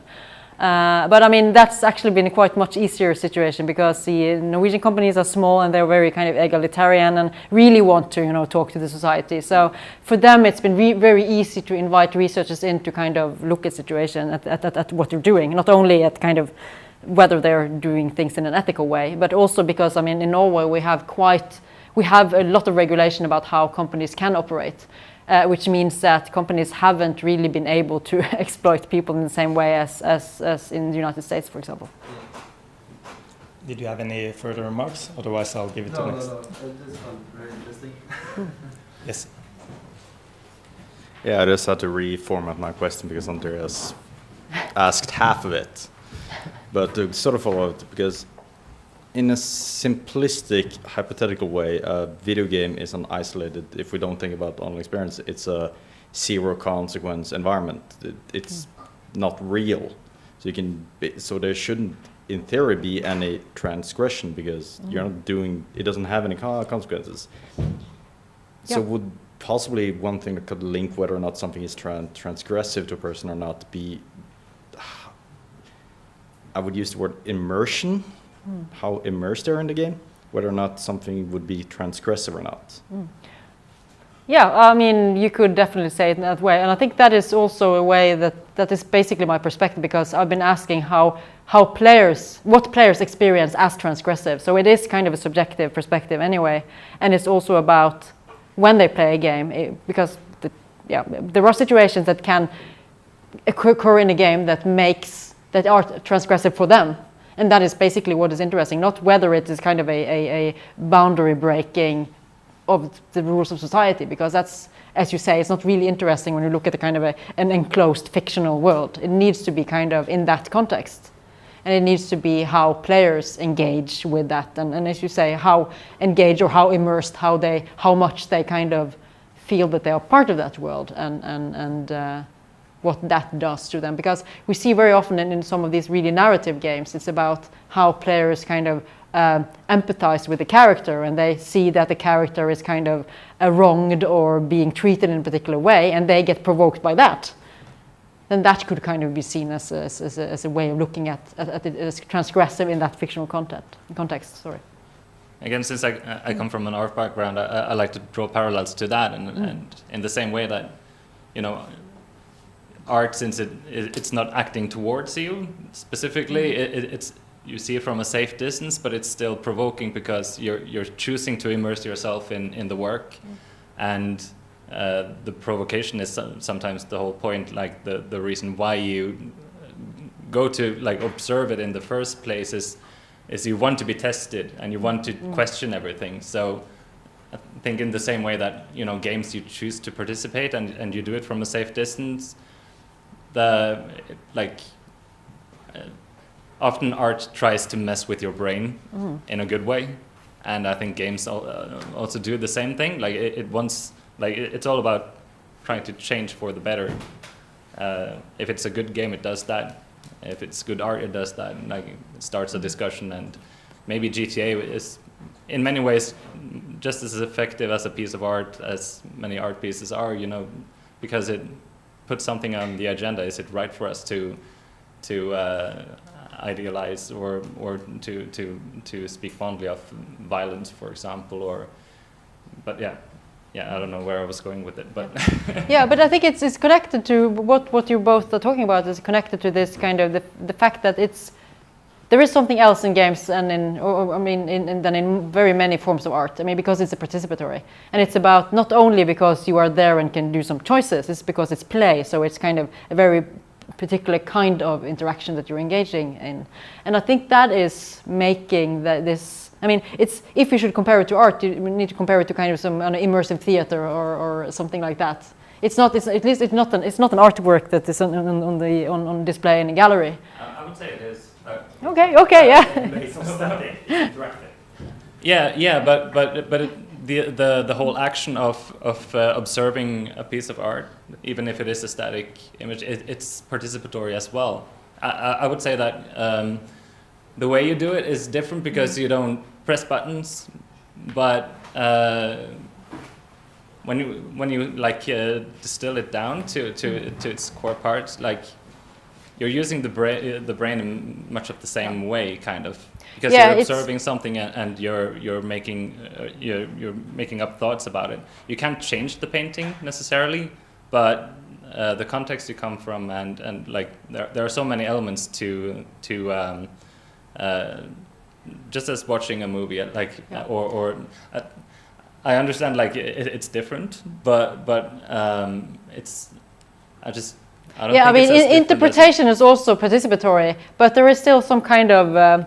It's very hard to kind of pinpoint the exact what is actually different between kind of just interpreting and playing, and but I think that it might not be so interesting for everyone. Everybody wants to drink beer, and we can have the kind of academic arts discussion on the back line, perhaps. I don't know. We will continue this discussion after the last question because the food is ready. So he will have the last question, and then we'll end for air. I just wanted to touch on the thing that Johnny said about immersion, where now it's going to get really interesting with VR. Because, I mean, if you take a situation like, there's this VR demo where you're playing with a dog, like a robot dog, and just throwing this thing around. Something like that is pretty boring if you're just doing it on a screen, but the moment you go into VR and you do it like in that way, suddenly the immersion makes it a lot more interesting, like emotionally, the thing you're going through, right?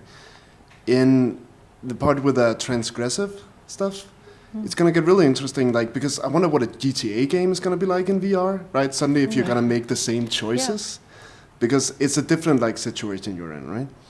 Have you thought about that at all? Yeah, I mean, I haven't, I mean, when I did the project, there wasn't that many relevant VR games out yet.